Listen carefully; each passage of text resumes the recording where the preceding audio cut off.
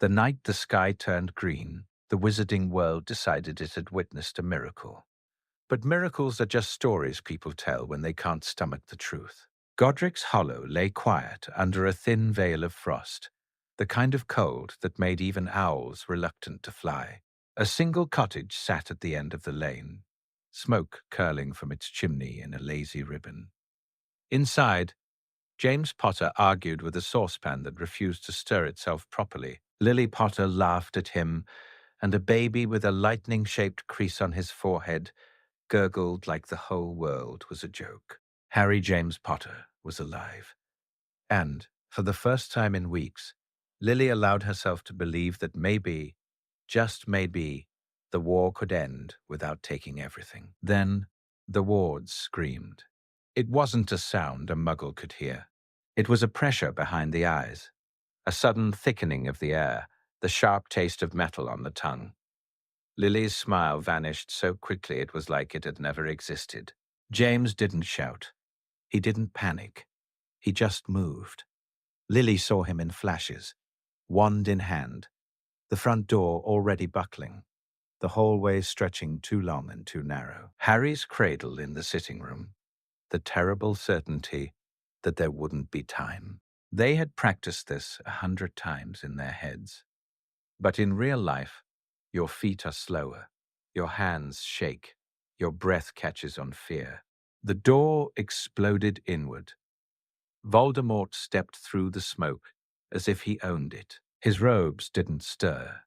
His pale face looked carved from candle wax, and his eyes were pits of red light that seemed to swallow everything they landed on.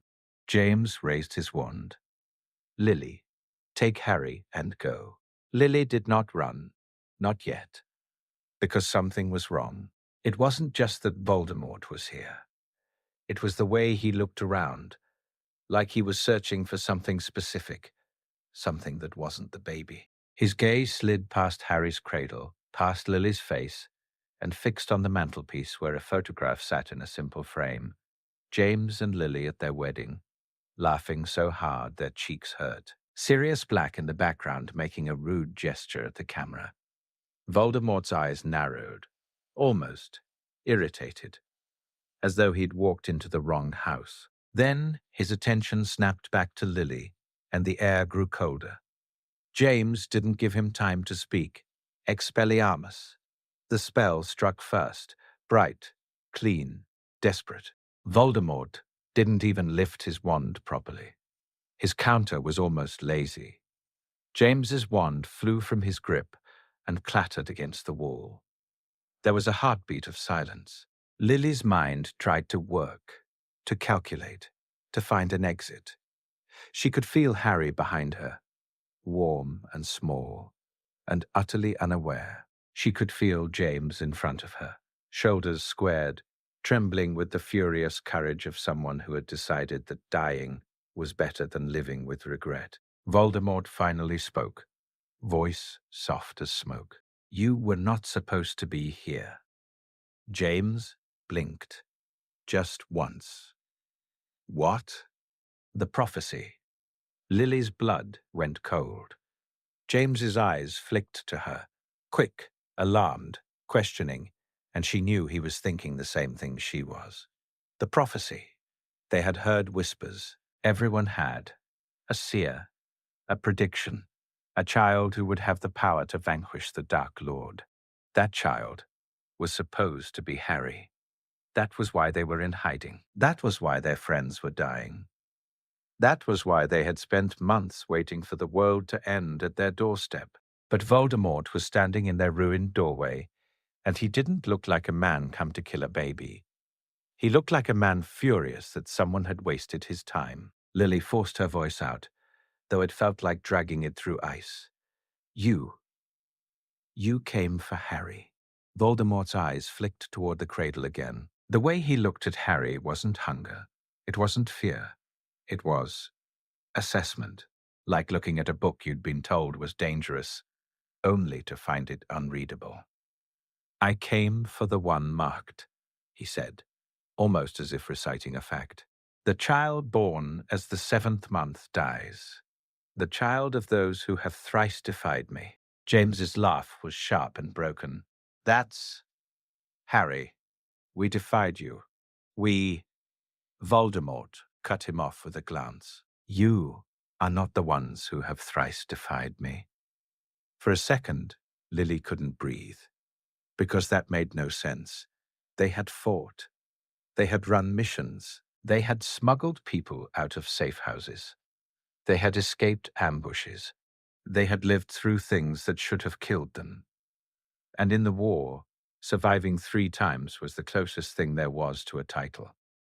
But Voldemort said it like he was reading from a list, and their names weren't on it. Lily's mind flashed, desperate, through faces. Frank and Alice Longbottom. They were auras. They were relentless. They had made Voldemort bleed, figuratively, sometimes literally, more than once. They had been cornered 3 times and walked away. They were due any day now. A memory hit Lily so hard it nearly knocked her off her feet. Alice's laugh at order meetings, hand on her swollen belly, saying, "I swear this baby is going to kick his way out early, just to make a point. The child born as the 7th month dies. Neville. Not Harry." Voldemort's eyes narrowed at Lily's expression, and she realized with horror that he could see the moment she understood. "You know," he said softly. James stepped forward, fists clenched, eyes wild. "Leave. Now." His gaze stayed on Lily, cold and precise. "I was misled," he said, and there was something almost like insult in the words, as if the universe had dared to inconvenience him. "A traitor told me your location. I thought it was the correct house." Lily's heart slammed against her ribs. A traitor. That meant someone had broken the Fidelius. Someone they trusted. Someone had pointed Voldemort at their door, and Voldemort had come anyway, even if they weren't the right target. Because he was Voldemort, and wrong targets still died. James raised his empty hands, as if that could somehow make him larger. "You'll have to kill me." Voldemort's wand moved. Lily didn't think. She only acted. She threw herself between them. "Take me instead," she said, voice cracking. "Kill me. Just let him go. Let Harry go." It was absurd. It was desperate. It was the kind of plea that only existed because love made you stupid and brave in equal measure. Voldemort stared at her. For a fraction of a second, Lily thought she saw something flicker behind his eyes. Recognition, perhaps, or the faintest echo of an old rule. Then his mouth twisted into something that was not quite a smile. "No," he said. "I have no reason." And in that single sentence, Lily understood the difference. In the world she had feared, the world she had prepared for, Voldemort came here because he believed her son would destroy him. In that world, he might have offered mercy. He might have made deals. He might have paused just long enough for sacrifice to become magic. But in this world, this wrong, warped world, where the prophecy belonged to another child, Voldemort had no fear of Harry Potter, which meant he had no hesitation. His wand lifted. Lily lunged toward the cradle, towards her son, as if her body could cover him, as if flesh could stop a curse that didn't care about flesh.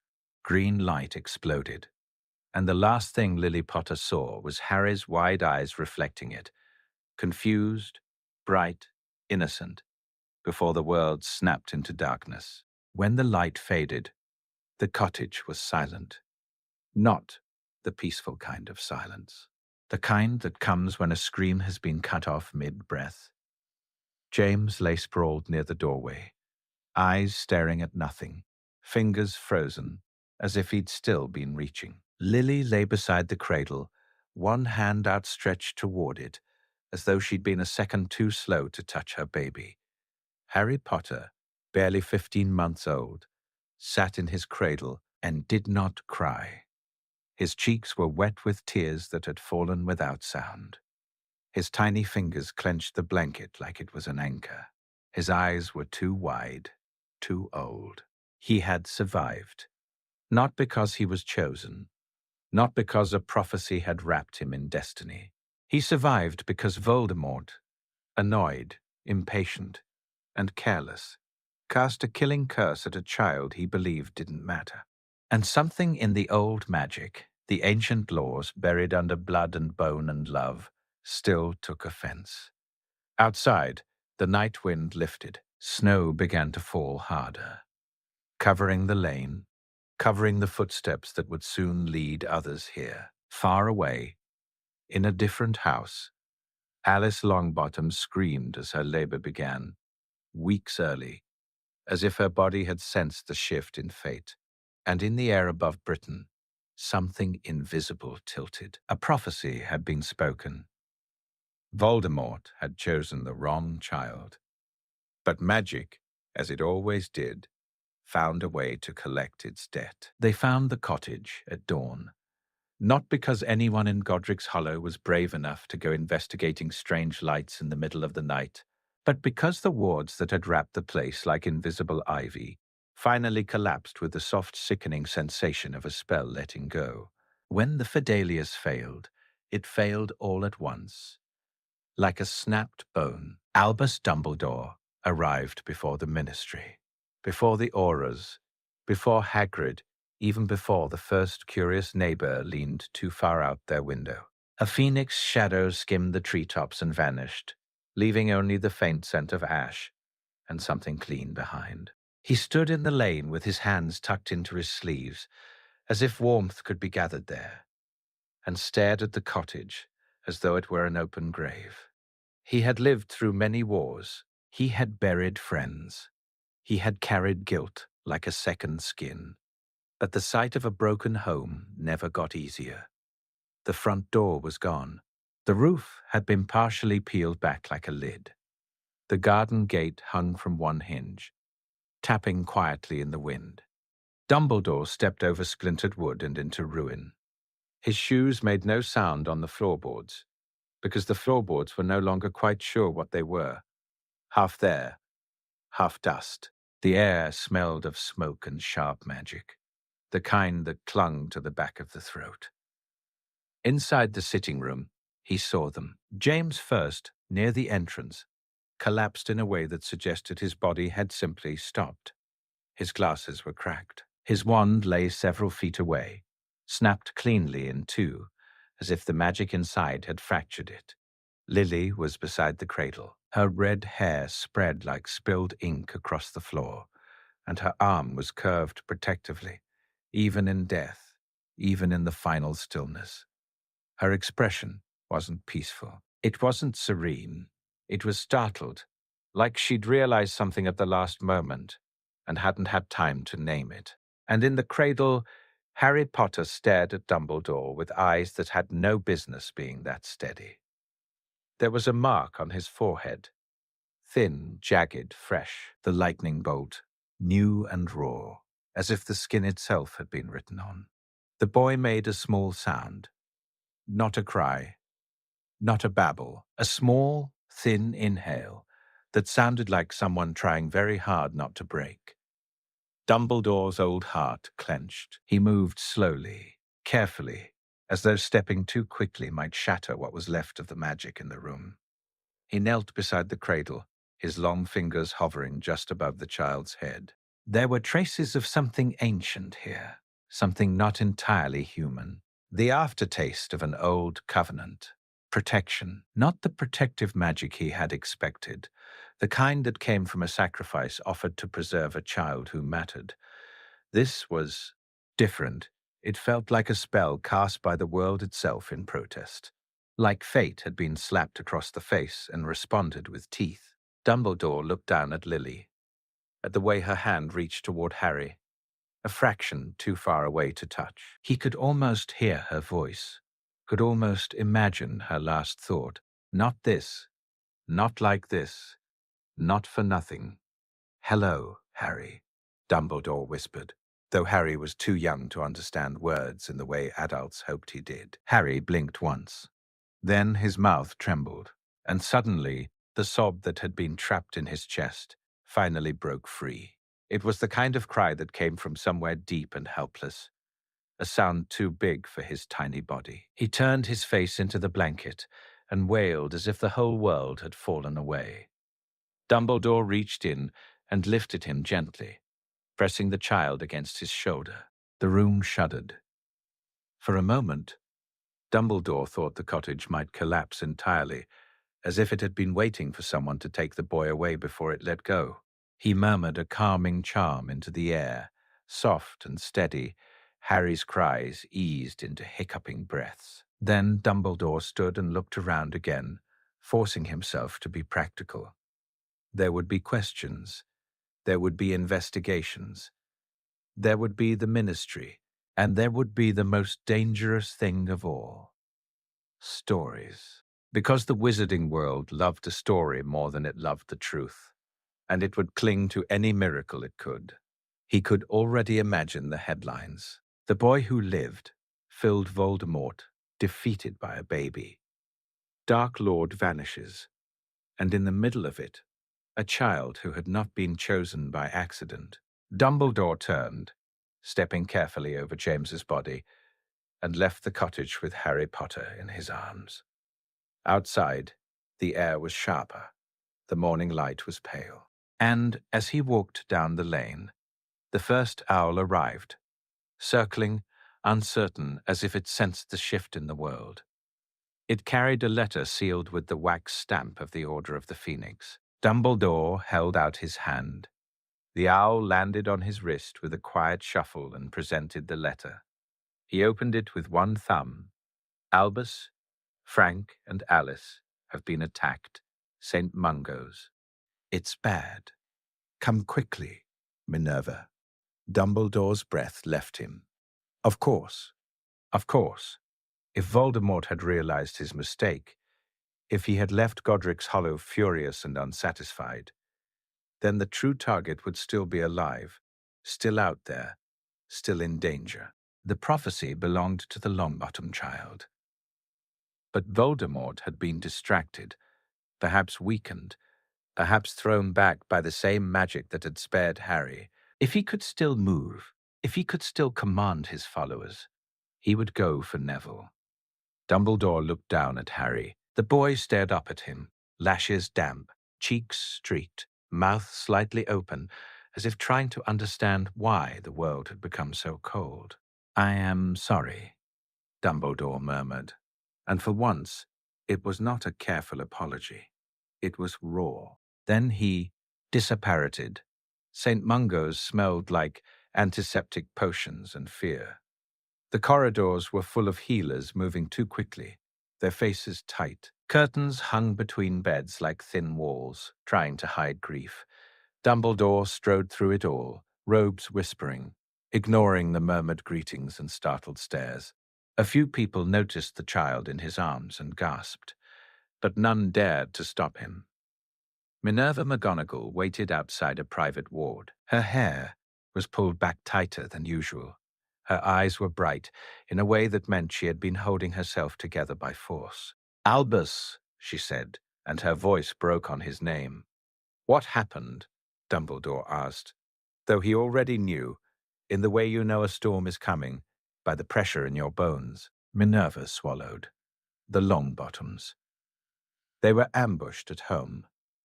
Bellatrix Lestrange, Rodolphus Rabaston, and Barty Crouch Jr. They used the Cruciatus.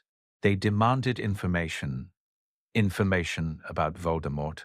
Dumbledore asked. Minerva shook her head once, sharply. No. About the prophecy. Dumbledore's grip tightened on Harry, without meaning to. Minerva's gaze flicked to the boy, and something complicated moved across her face. Pity, horror, and confusion. But the prophecy, she began. Dumbledore's eyes closed for a fraction of a second. It was not Harry. Minerva stared at him. What? Dumbledore spoke quietly. Because some truths were so heavy, they should not be shouted in hospital corridors. The prophecy referred to another child, Neville Longbottom. Voldemort went to the Potters by mistake. Minerva's expression went pale.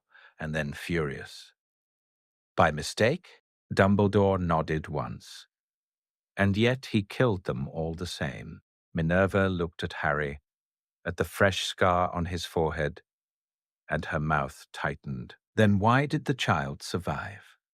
Dumbledore didn't answer immediately. Because he didn't know. Not fully. He knew only what the magic tasted like in that ruined room. Outrage. Correction. A world balancing itself after being nudged off course. Sacrifice was a powerful thing, but Lily's sacrifice had been incomplete.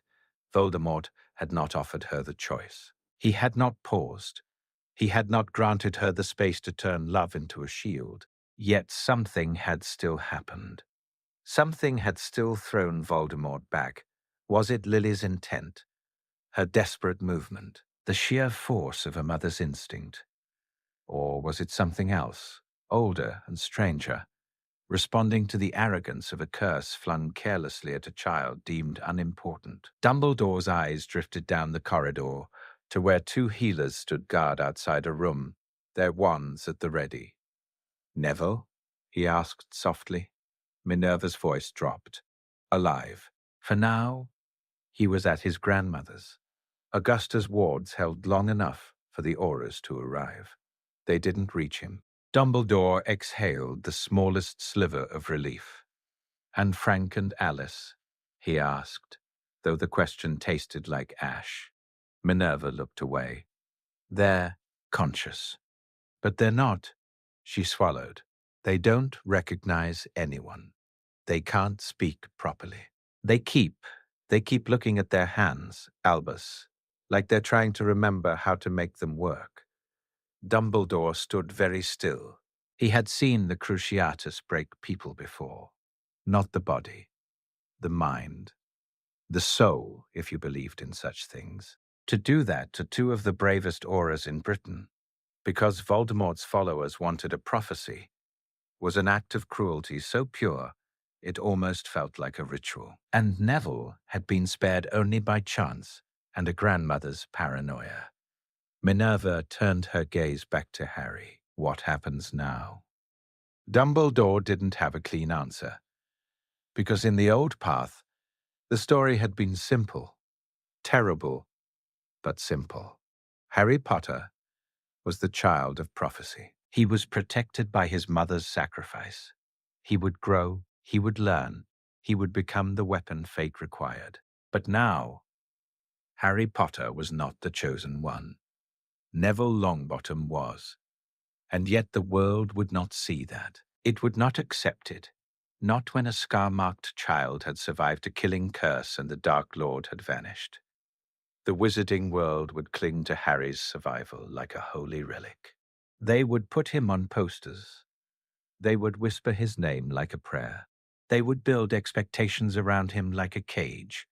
And somewhere, Neville, quiet, vulnerable Neville, would be the true fulcrum of destiny, hidden behind someone else's legend. Dumbledore looked down at Harry again. The boy was calmer now, thumb in his mouth, eyes still too watchful. Dumbledore's mind ran through options with the ruthless efficiency of a man who had made too many impossible choices, and learned that hesitation was its own kind of cruelty. Where could Harry go? Not to Sirius Black. Sirius would be blamed. The betrayal, the broken Fidelius, the story that always needed a villain, not to Remus Lupin. The Ministry would never allow it.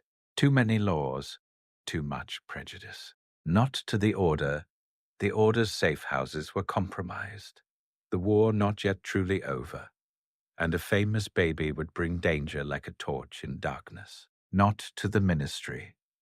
He could already see Cornelius Fudge, or worse, Barty Crouch Sr., turning the boy into a symbol they could control. There was only one place left that was both safe and invisible. A place that disgusted Dumbledore in its simplicity. Number 4, Privet Drive. Muggles. Petunia. Lily's sister. Minerva must have seen the thought form on his face, because her eyes sharpened. "Albus," she said, voice warning. No, Dumbledore didn't look away from Harry. He needs to be hidden. Hidden, Minerva hissed softly. From what? Voldemort is gone. Voldemort is not gone, Dumbledore said, and the certainty in his voice made Minerva flinch. Not truly, he has vanished. There is a difference. Minerva's hands clenched. Even if that's true, you cannot send a child to those people. You cannot send Lily's son to a place where he will not be loved. Dumbledore's throat tightened. Love. That was the irony of it. The old magic that had protected Harry, whatever it was, had been love, or at least the intention of it. A mother trying to shield her child.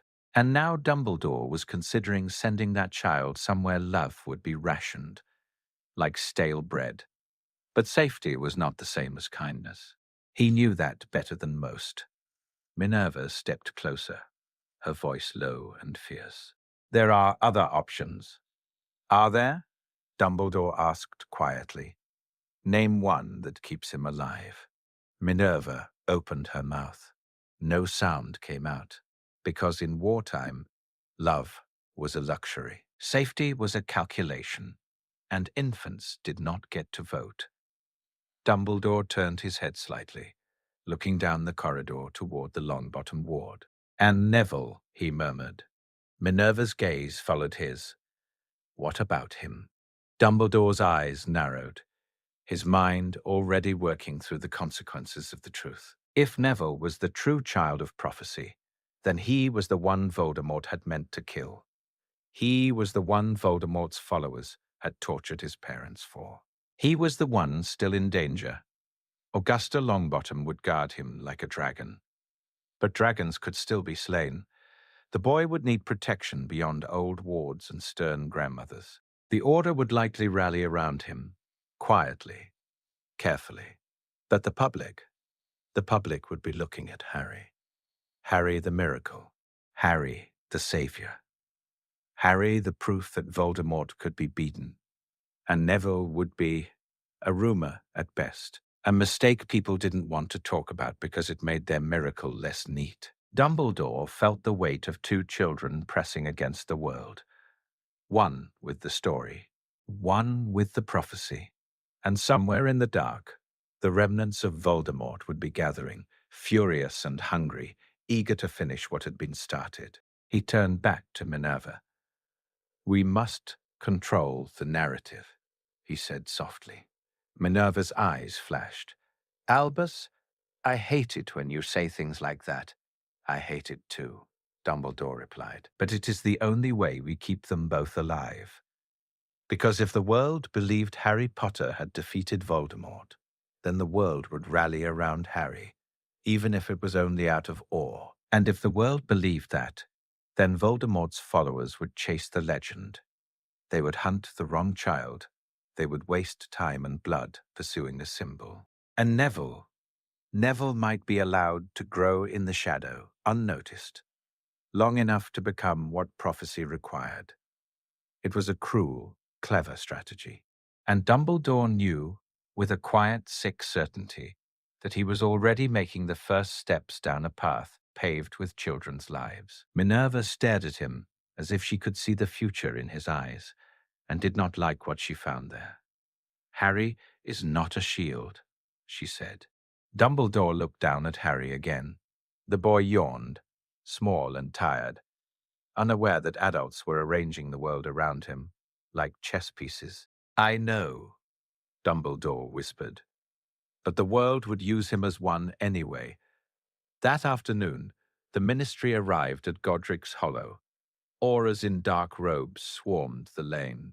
The magical law enforcement patrol sealed the area. Obliviators hovered near the Muggle neighbors, like vultures ready to wipe memories clean. By evening, the story had begun to spread. Not the truth, never the truth. The story was simpler. Voldemort went to kill the Potters. He killed James. He killed Lily. He tried to kill Harry. And somehow, impossibly, he failed. The killing curse rebounded. Voldemort vanished. Harry lived. the boy who lived. People wept in the streets. They hugged strangers. They lit candles in windows. They drank toasts to a baby who could not yet say his own name. And in St. Mungo's, in a quiet ward guarded by two exhausted aurors, Augusta Longbottom sat with Neville in her lap and listened to the news with her jaw clenched so hard it looked like stone. "That should have been you," she murmured to her grandson, not in jealousy, but in terror, because she knew, as only someone old enough to understand fate could know, that the world was cheering for the wrong child. And somewhere, beneath all that celebration, danger was still breathing. That night, in a hidden room deep within the ruins of a manor in Wiltshire, a circle of Death Eaters gathered in silence. Their dark mark burned faintly on their arms, dull but not gone. Bellatrix Lestrange paced like a caged storm, her eyes wild, her hair half undone. "He cannot be dead," she hissed. "He cannot—" Lucius Malfoy stood near the wall, pale and controlled. "The mark is still there," he said softly, holding his left forearm as if it hurt. "Faded, but present. That means he lives." Bellatrix breathed, eyes shining with fanatic relief. "And yet," said a voice from the shadows, calm and amused. Barty Crouch Jr. stepped forward, face half hidden beneath a hood.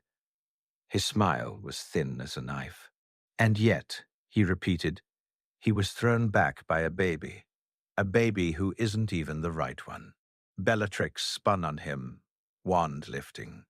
"Watch your tongue." "I am watching it," Barty said, unbothered.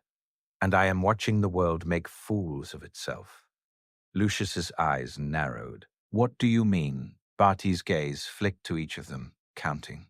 "The Dark Lord went to kill the child in the prophecy," he said, voice silk. "He went to Godric's Hollow. But the prophecy is not about Potter." Bellatrix froze. "Lies." Barty's smile widened. "Not lies. Facts. We attacked the Longbottoms for information. We know the prophecy involved a child born at the end of July.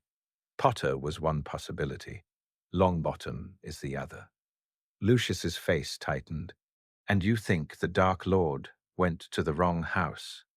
Barty shrugged. "I think he was betrayed. Misdirected. I think he was furious." Bellatrix's eyes burned. "Then we find him. And until we do," Barty said softly, "we finish his work." Lucius's voice turned careful. "Which work?" Barty tilted his head. "Kill the prophecy child," he said. "The real one." A silence fell like a blade. Bellatrix's smile returned, sharp and eager. "Neville Longbottom." Lucius looked uneasy, as if the name tasted like trouble. "The Ministry will be on high alert." "They are celebrating," Barty said. "They think the war is over. They think Potter ended it." Bellatrix laughed softly. "Let them." And in the corner, a rat watched them all with glittering eyes, very still. Because Peter Pettigrew had survived the night too. He had given Voldemort the Potters. He had expected praise. Instead, he had gotten chaos. And now, he realized something that made his stomach twist with fear. In a world where Harry Potter was not the chosen one, Peter Pettigrew had betrayed his friends for nothing. Harry Potter's first memory was not a face.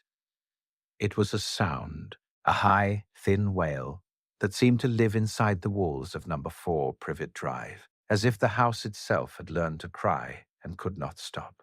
Sometimes it was Harry, sometimes it was Dudley, sometimes it was Aunt Petunia's sharp, furious whisper through clenched teeth. "Stop it, stop it, stop it," like she was trying to press grief into silence by sheer force. Harry's second memory was light. Not sunlight, not warmth. A harsh kitchen bulb that made everything look pale and sickly, reflecting off spotless counters. The air smelled of boiled vegetables and lemon cleanser. Petunia's hands moved quickly, angrily, scrubbing something that was already clean. And his third memory was the feeling of being unwanted. Not in words. Harry was too young for words to hold weight. But children knew things in their bones. They knew when arms hesitated before lifting them. They knew when a voice softened for one baby and sharpened for the other. They knew when the room felt warmer for Dudley and colder for Harry, like love itself was measured in degrees. He grew in the smallest bedroom, though bedroom implied comfort. It was a cupboard, really, with a thin mattress and a smell of dust and old shoes. Petunia called it practical. Vernon called it sensible. Dudley called it funny. Harry didn't call it anything because no one asked him to name it. Outside that cupboard door, the world went on, bright and ordinary, and terribly loud. Muggles didn't know how to whisper their cruelty the way wizards did. They didn't dress it in blood purity or prophecy. They simply decided who mattered. And Harry learned early that he didn't. He learned it in the way Petunia handed him a plate without looking at his face. He learned it in the way Vernon's mustache twitched with disgust whenever Harry did something strange, which was often because Harry's magic did not care about the Dursleys' rules. He learned it in the way Dudley laughed with his friends when Harry's hair grew back overnight, after Petunia hacked it off. He learned it in the way Aunt Petunia would hiss at him late at night when Vernon was asleep and Dudley snored like a small engine. "You should have died with her," she would whisper, trembling. You should have. Sometimes she cried after saying it. Sometimes she didn't. Either way, she always left Harry in the dark, alone with words he didn't understand but felt like knives. Harry was famous. Harry was the boy who lived. And Harry had never heard any of that, because in the early years, the wizarding world kept its distance. Dumbledore had ordered it. The order obeyed. And the Ministry, drunk on relief and desperate for normalcy, was happy to let the myth sit in a neat box, far away from inconvenient realities like traumatized babies and broken homes. Only one person didn't obey. Minerva McGonagall visited the street. Not often, because she was practical and busy and trying to rebuild a school in a world still shaking. But she came enough that the neighbors began to think the stern woman who sometimes sat on a bench with a newspaper was just another odd local. Minerva was not fooled by Privet Drive's perfect lawns. She saw the way Petunia's smile never reached her eyes. She saw the way Vernon puffed himself up like a rooster when speaking to anyone who might threaten his fragile sense of importance. And she saw Harry, small, thin, quiet, standing in the window sometimes, watching the world through the glass like it was a place he wasn't allowed to enter. Once, when Harry was 4, Minerva saw Dudley shove him so hard he hit the garden wall, scraping his elbow raw. Harry didn't cry. He simply stared at his own blood, as if wondering if it proved he was real. Minerva's hands tightened around her newspaper until it crinkled. She wanted to march up that spotless path, knock on the door, and use words sharp enough to cut. She wanted to take the child and disapparate and never look back. But there were rules. There was strategy. There was the delicate, ugly truth of protection charms tied to blood. So she watched. And every time she left, she felt like she was abandoning him all over again. Harry's accidental magic became more frequent as he grew. When Dudley locked him in the cupboard for hours, the lock would sometimes click open on its own. When Vernon shouted too close to his face, a gust of wind would slam the door in Vernon's nose. When Petunia tried to force him into Dudley's too small clothes, the fabric would rip as if offended. The Dursleys interpreted this as misbehavior, as spite, as evidence that Harry was exactly what they feared. They punished him more. They fed him less. They made him smaller and smaller, as if starving him could starve the magic out too. And somewhere far away, In the wizarding world, people kept lighting candles for him. They kept telling stories. They kept building a legend. At Hogwarts, the rumors about Harry Potter grew like ivy. He made you-know-who vanish, one student would whisper to another. He's got to be brilliant, someone else would say. He's got to have power. Maybe he's dangerous. Maybe he's the next Dark Lord, teachers argued in the staff room sometimes. Voices low. Some wanted Harry brought into the magical world sooner, to be raised properly. Some wanted him hidden forever. Some said he should be trained like a weapon. And, in the middle of it all, Neville Longbottom quietly learned how to walk. Neville's childhood was not kind, but it was different. After the attack on Frank and Alice, he was left with his grandmother, Augusta Longbottom, who loved like a stern general loved, with discipline, expectations, and the refusal to let grief soften her spine. Neville grew in a house that smelled of old magic and old sorrow. Portraits watched him. Family heirlooms whispered his name. His grandmother inspected him like a soldier's uniform, searching for strength. You have to be brave, she would tell him, voice hard. Your parents were brave. Your family is brave. You will not shame them. Neville didn't know how to explain that bravery felt like something you did even when your stomach turned, even when your hands shook, even when you wanted to hide under the bed and never come out. He did not know how to explain that being told to be brave didn't make it easier. But he tried. And in the background of Neville's upbringing, the prophecy sat like a sleeping dragon. Dumbledore had told Augusta the truth. He had done it gently, because there was no other way to do it, but he had not hidden it. He could not, because Neville's protection depended on preparation, and preparation depended on knowledge. Augusta had listened without blinking. Then she had asked, very quietly, "And the Potters?" Dumbledore had hesitated. He'd told her. Augusta had sat very still for a long time. Then she had nodded once and said, "So the world cheers for the wrong child." "Yes," Dumbledore had admitted. "And you allow it," Augusta had said, not as an accusation, but as a statement of fact, like naming the weather. Dumbledore had not denied it, because in war, sometimes you let people believe what keeps them alive.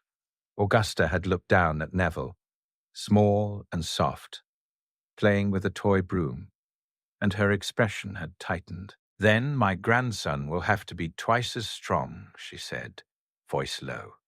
"If the world won't protect him, I will." He grew with a grandmother who expected greatness and did not know how to offer comfort. He grew with relatives who visited and tried to coax magic out of him, like you coax a flame from damp wood, pushing him, testing him, frightening him. His first accidental magic happened late, not because he had none, but because Neville's magic did what Neville did. It hesitated. It waited. It curled inward, shy and cautious. When it finally erupted, it saved his life. Uncle Algy dangled him out a window at 8 years old, laughing in a way that made Neville's stomach drop. "Come on, boy," Algy had shouted. "Show us some magic." Augusta hadn't stopped him. Neville had panicked. The ground far below had looked like the end of everything. Then Uncle Algy's fingers slipped. Neville fell.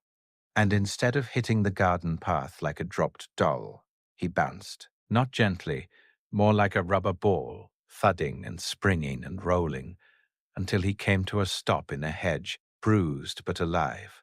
The relatives had cheered. Augusta's face had gone pale. Neville had sat in the hedge, shaking, and realized something with quiet horror. If his magic had not saved him, his family might have called it weakness. But his magic did save him, and now they would demand it again. In the years that followed, Neville's magic became something people tried to force out of him, like it was a performance. He learned to be afraid of expectations. He learned to hate the feeling of failing them. But he also learned, slowly in small, secret moments, to love certain things. Plants, for one. Plants did not demand heroism. Plants didn't care about prophecy. They only asked for patience, for attention, for the willingness to care quietly and consistently. Neville found peace in greenhouses and gardens. He found comfort in soil beneath his nails. He found the strange, steady joy of helping something grow. And sometimes, late at night, he dreamed of a snake made of shadow and a voice like cold silk. He dreamed of a face without a nose. He woke up sweating, heart hammering, and his grandmother would tell him, "Nightmares are for cowards," because he didn't know how to be anything else. While Neville grew under the weight of a hidden destiny, Harry grew under the weight of nothing at all. No prophecy, no preparation, no love. Just a cupboard, a bruise on his arm that he learned not to talk about, and the constant quiet knowledge that he was only tolerated because someone important had insisted. By the time Harry was 10, he had mastered a strange kind of invisibility. Not the magical kind, though that would come later. The social kind. He learned to make himself small, to slip around the edges of rooms, to move silently, to avoid eye contact, to become a ghost in his own home. The Dursleys rarely spoke his name. When they did, it was like spitting out something bitter. Boy, that one, him. Harry responded anyway, because hunger taught obedience. But inside, something hardened. Not into hatred exactly. Harry wasn't sure he knew how to hate properly. Hate required energy, and Harry spent most of his energy surviving. It hardened into a quiet, cold determination. One day he would leave. He didn't know where. He didn't know how. But the certainty settled in him like a seed, waiting. The letter arrived on a Tuesday. It slid through the mail slot with the rest of the post and landed on the doormat like it belonged there. Vernon Dursley picked it up with his usual suspicion, sorting bills from junk. His eyes stopped on the thick parchment envelope, addressed in emerald ink. Mr. H. Potter, the cupboard under the stairs. 4 Privet Drive. Little Whinging, Surrey. Vernon's face changed color so quickly it was almost impressive. Petunia, washing dishes, froze mid-scrub. Water overflowed the sink and dripped onto the floor, unnoticed. Dudley, chewing loudly at the table, looked up. "What is it?" Vernon stared at the envelope as if it had grown teeth. "Nothing," he barked, and then, because Vernon Dursley believed problems could be solved by force, he tore it in half. The paper did not tear cleanly. It resisted. It snapped back. The halves rejoined like skin healing. Vernon's eyes widened in terror. Harry watched from the doorway, heart beating too fast, because something in him recognized the envelope. Not consciously, not with memory, but with instinct. This was for him. This was the door he had been waiting for. Petunia's hands gripped the edge of the sink so hard her knuckles went white. She whispered, "No." Another letter arrived the next day, and the next. They came in dozens, then hundreds. They slipped through cracks, through chimney flues, through windows that were shut tight. They flooded the house like an invasion. Vernon tried to burn them. They kept coming. Petunia screamed at Harry like it was his fault. Dudley cried because he didn't like the chaos. And Harry, standing amid a storm of parchment, felt something he had never felt before in his life. Being wanted. Not by the Dursleys, by someone, by something. On the 3rd day after Vernon had boarded up every opening in the house and yelled himself hoarse, a shadow fell across the living room window. The floorboards creaked under a heavy step. A knock thundered on the door. Vernon's face twisted into a mask of forced bravery, the kind men wore when they were frightened but too proud to admit it. He grabbed a rifle. because Vernon trusted guns more than anything he didn't understand, and marched towards the door. The knock came again, stronger. Then the door exploded inward. A giant of a man stood in the doorway, rain dripping from his coat, eyes wide and kind and fierce all at once. He looked around the room, at the floating letters, at the terrified Dursleys, at Harry standing like a thin shadow near the stairs. His face softened. "Harry Potter," he said, voice rough as gravel and warm as a fire. Harry swallowed. His voice came out small. "Yes." The giant smiled, and it was like watching the sun break through cloud. "Rubeus Hagrid," he said, stepping forward. "Keeper o' keys and grounds at Hogwarts." Hogwarts. The word hit Harry like a spell. Hagrid held out a letter, just one, clean and dry despite the rain, and Harry took it with hands that shook. As Harry stared down at the neat green writing, Hagrid glanced around the room again, frown deepening. "Blimey," he muttered. "They've been keeping you like this." Petunia's voice came out high and brittle. "We've done our duty," Hagrid's eyes flashed. "Your duty," he repeated, and there was something dangerous in the way he said it. "You tellin' me you looked at Lily's boy and thought a cupboard was what he deserved?" Harry didn't know who Lily was. Not really. He knew her as a picture in the hallway, only visible when Petunia forgot to hide it behind something else. He knew her as a name Petunia sometimes spat with hatred, but the way Hagrid said it made it sound like Lily had been important, like she had been love. And for the first time, Harry realized there were parts of his own life that had been hidden from him, not just facts, but the entire shape of his story. Hagrid knelt, bringing his massive face closer, trying to soften his voice. "Harry," he said gently, "you're a wizard." A strange silence fell in Harry's mind, like a door opening onto an empty room. "A what?" Harry whispered. Hagrid blinked. "A wizard," he said again, as if repeating it would make it fit. "And a famous one at that." Famous. The word didn't make sense. Harry laughed, a sharp, disbelieving sound. "I'm not famous." Hagrid's expression shifted. Confusion, then something like alarm. He glanced toward Petunia. Petunia's face was rigid, eyes bright with something that looked like rage and fear intertwined. "You didn't tell him," Hagrid said, voice dangerously low. Vernon shouted, "Tell him what?" "There's nothing to tell." Hagrid stood, towering shadow filling the room. His voice boomed now, shaking dust from the ceiling. "There's plenty to tell," he growled, "about his mum and dad, about what happened that night, about why he's got that scar." Harry's fingers touched his forehead without thinking. The scar had always been there. The Dursleys had explained it away as a car crash, as if the word crash could cover anything. Hagrid's eyes flicked to it, and for a second, Harry saw something in those eyes that made his stomach twist. Not awe, not joy. Something unsettled. Like Hagrid was remembering a story. But the story didn't line up with the boy standing in front of him. Hagrid cleared his throat, forcing his voice to steady.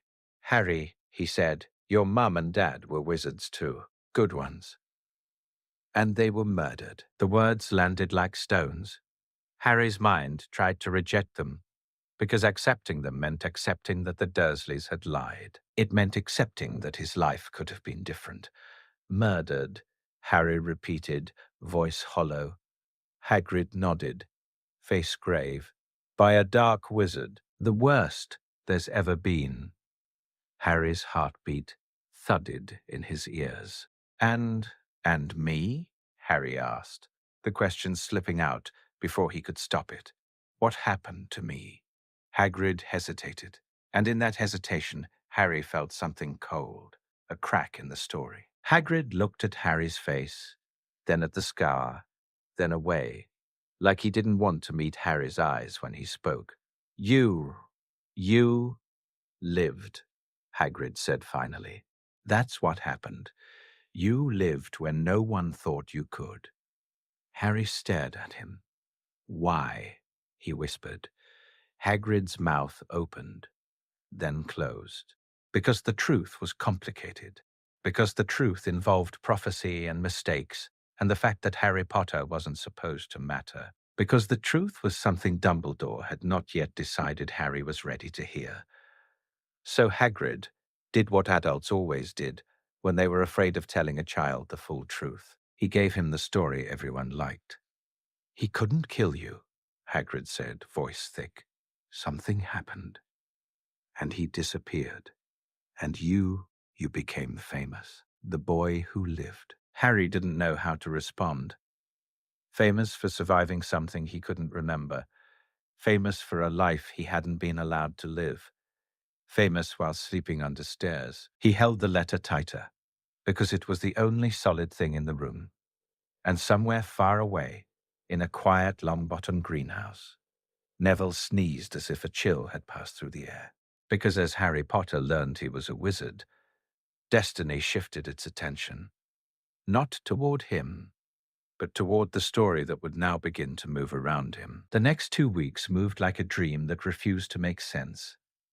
Harry left Privet Drive in the back of Hagrid's motorbike, rain stinging his face, the night air tasting like freedom and petrol.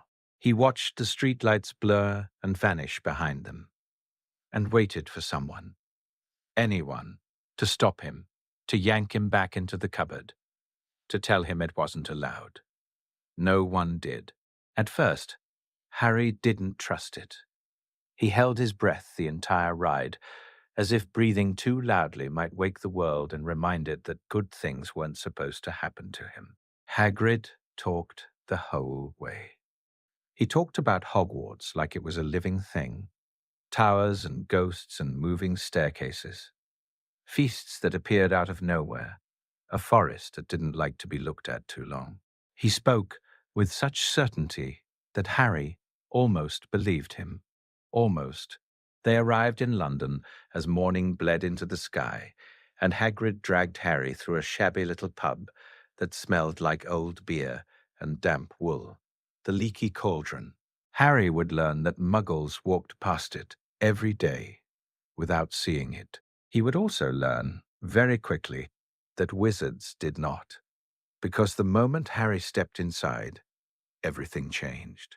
The room fell into a hush, not the polite kind, but the stunned, reverent kind, like a church when someone famous died. Faces turned, eyes widened, whispers started like sparks in dry grass. It's him, the Scar, the boy who lived.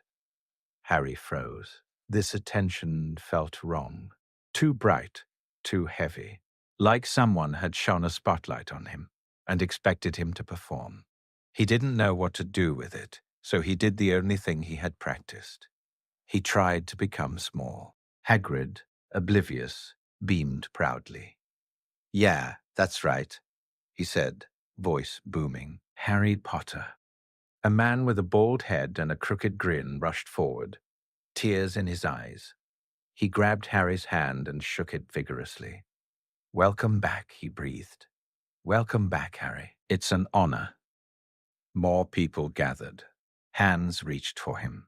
Voices overlapped. Too many names. Too many congratulations. Too many exclamations of how much he looked like James or Lily. Names Harry barely recognized as his own. He was drowning in them. And then a new name threaded through the crowd like a cold needle. Dumbledore.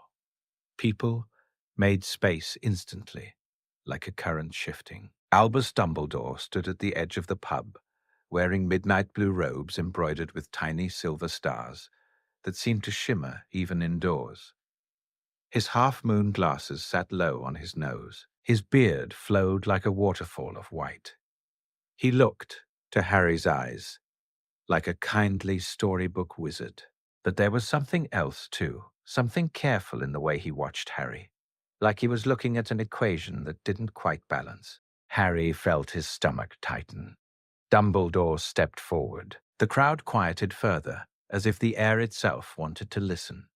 "Good morning," Dumbledore said pleasantly, as though they were not standing in the middle of legend. His eyes, bright and piercing, settled on Harry. Harry. Harry tried to speak. His throat felt tight.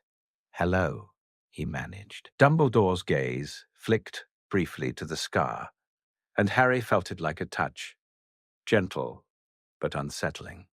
"I am glad to see you," Dumbledore said softly. Harry didn't know what to say to that. He wasn't sure what glad looked like, not in the way Dumbledore seemed to mean it. Hagrid cleared his throat, uneasy. "Professor, I told him some, that he's a wizard."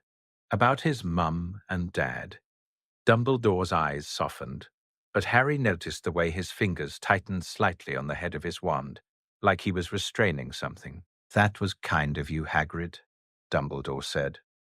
Then he looked back at Harry, and his voice gentled in a way that felt almost like pity. "You will be overwhelmed, I think. Fame is a strange companion." Harry's cheeks burned. I'm not."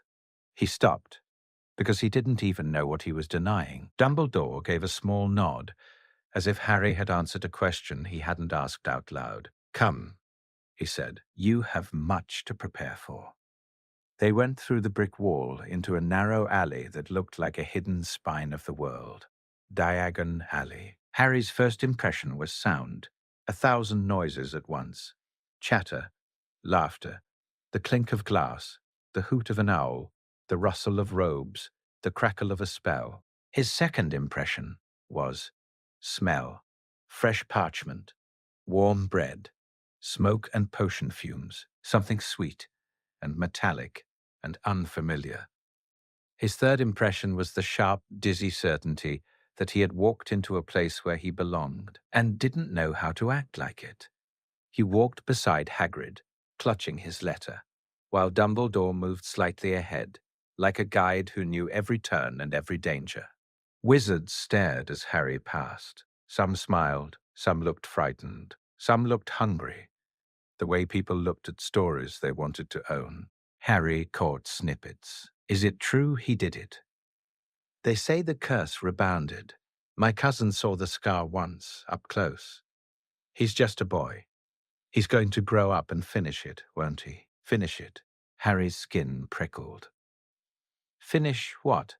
No one explained. At Gringotts, Hagrid led him into a marble hall filled with goblins who looked at humans like humans were amusing problems. Harry's vault door swung open to reveal stacks of gold and silver and bronze. Harry stared. He had never had money, not real money. The Dursleys had treated him like an expense, a burden. Seeing that his parents had left him enough wealth to drown in made something hot twist in his chest. Anger, maybe, or grief, or both. Hagrid shoveled coins into a sack with delight. "This is yours," he said, cheerful. "All owe it. Your mum and dad left it for you." Harry's fingers trembled as he touched a gold coin. All this, and he still slept in a cupboard. All this, and Petunia still told him he should have died. He wanted to ask Dumbledore why he'd been left there. But Dumbledore was watching him with that careful look again, as though waiting for Harry to become someone Dumbledore expected. Harry didn't know who that someone was. They bought robes, books, a cauldron, and finally they went to Ollivander's. The wand shop was narrow and dusty, with shelves reaching high into shadow. It smelled of old wood and magic that had been sleeping for a long time. A bell tinkled as they entered. A man emerged from the back like a ghost made of paper. Thin, pale, eyes bright as moons. "Ah," he murmured, voice soft as dust.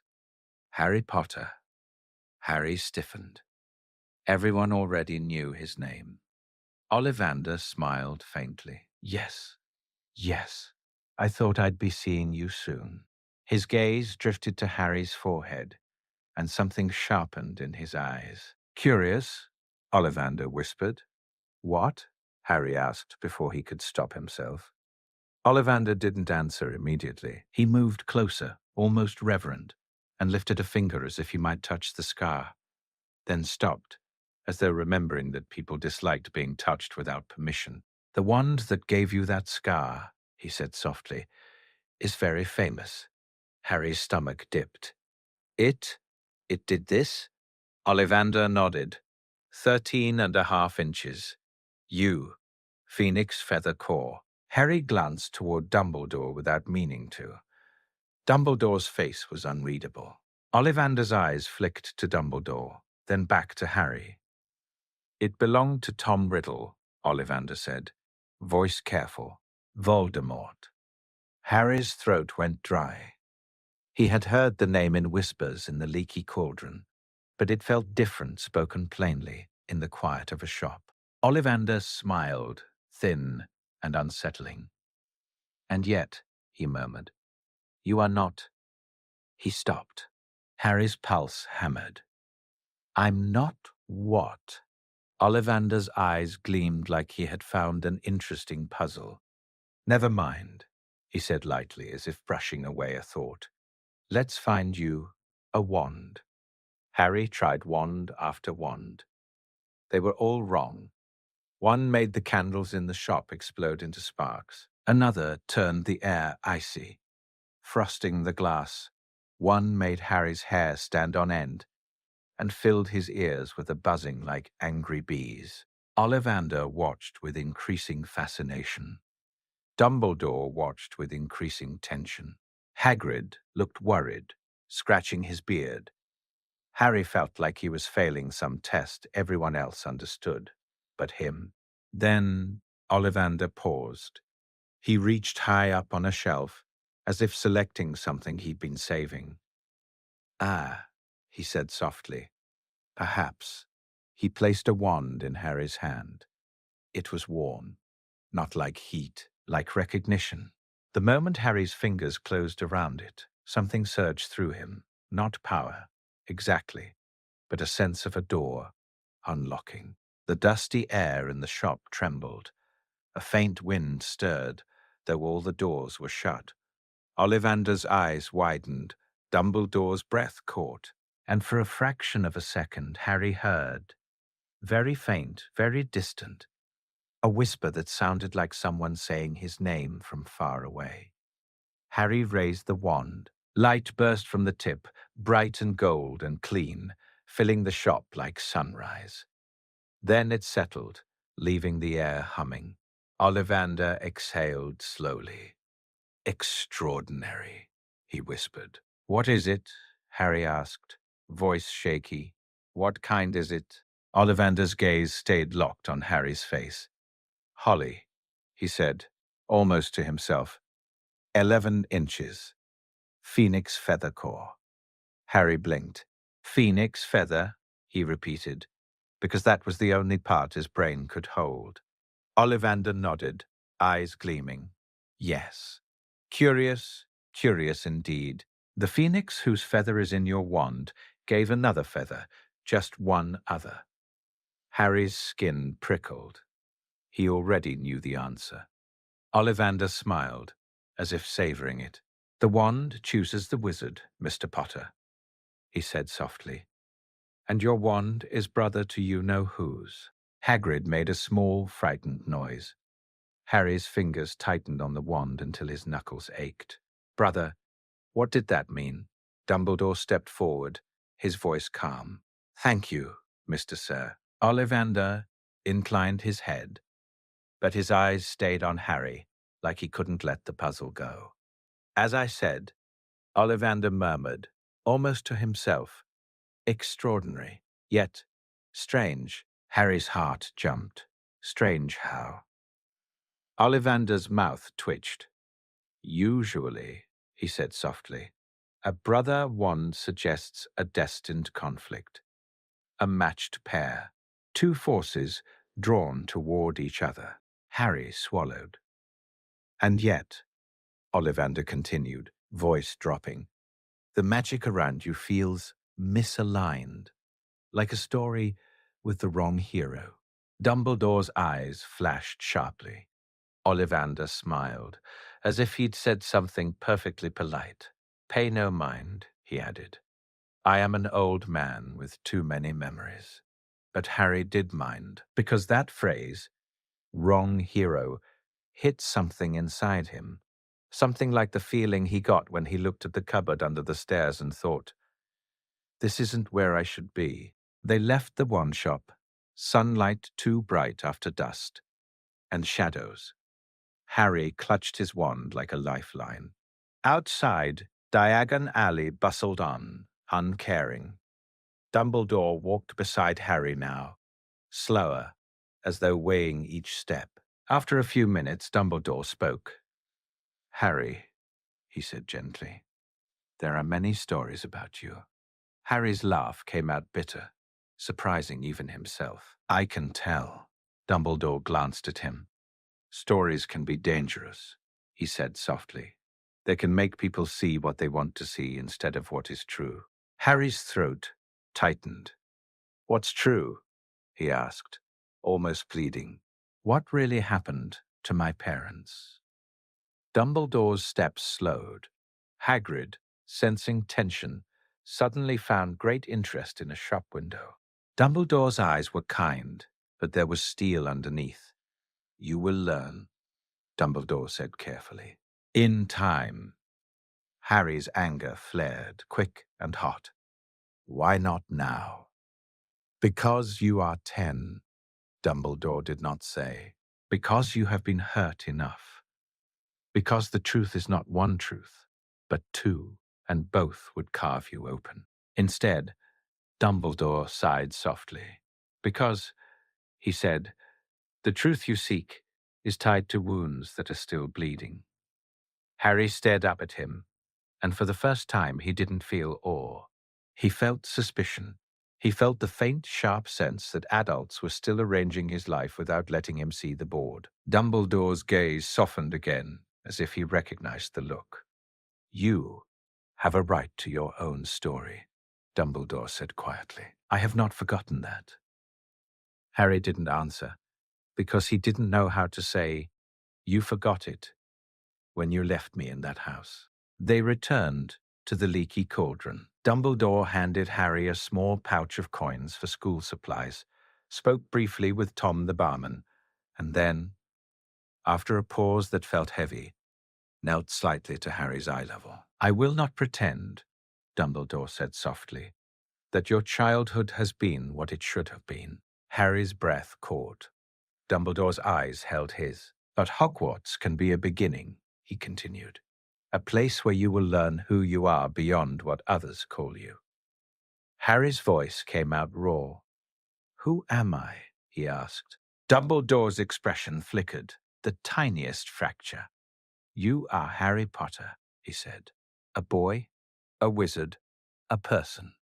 Harry waited, because he expected more. The boy who lived, savior, weapon. But Dumbledore didn't say those words. Instead, he added, almost as if speaking to himself, "And perhaps that will be enough." And with a quiet promise to see Harry at Hogwarts, he disappeared into the crowd, leaving Harry with Hagrid and an uneasy feeling in his chest. The summer that followed was the strangest of Harry's life. He went back to Privet Drive with a trunk full of wizarding things, robes, books, a wand, and the Dursleys reacted like he had brought a bomb into their home. Vernon tried to lock the trunk away. The lock broke. Petunia tried to throw the books out. They reappeared on Harry's bed. Dudley tried to touch the wand. His fingers tingled painfully, and he yelped, dropping it like it had bitten him. So the Dursleys retreated into hostility and fear. They avoided Harry more than ever, which meant, for the first time, Harry had something close to peace. He read. He devoured his books the way a starving person devoured bread. He learned words like transfiguration and charms and potions. He learned that the magical world had rules and history and wars that were hidden from muggles. He learned names: Voldemort, Grindelwald, Dumbledore, and always, always, He learned his own name in the margins. Harry Potter, the boy who lived. Every book mentioned it. Every mention felt like a lie pressing against his skin. Because Harry didn't feel like someone who had conquered a Dark Lord. He felt like someone who survived a cupboard. Sometimes, late at night, Harry would look at the scar in the mirror and try to remember anything. Fire, a scream, a face. Nothing came. Only a vague sense of green light, like the afterimage of a flash when you close your eyes. And sometimes, when he fell asleep, he dreamed. He dreamed of a corridor made of stone, damp and cold, lit by torches. He dreamed of a door with a serpent carved into it. He dreamed of laughter, high and cruel. He always woke up with his heart racing, and he didn't know why. In the last week of August, an owl arrived at Privet Drive. Not with a Hogwarts letter. Harry already had that. This owl carried a short message in precise handwriting. Mr. Potter, please meet me at King's Cross Station on September 1st at 11 o'clock. I will ensure you arrive safely. Minerva McGonagall. Harry stared at the note until the ink blurred. McGonagall. Someone was coming.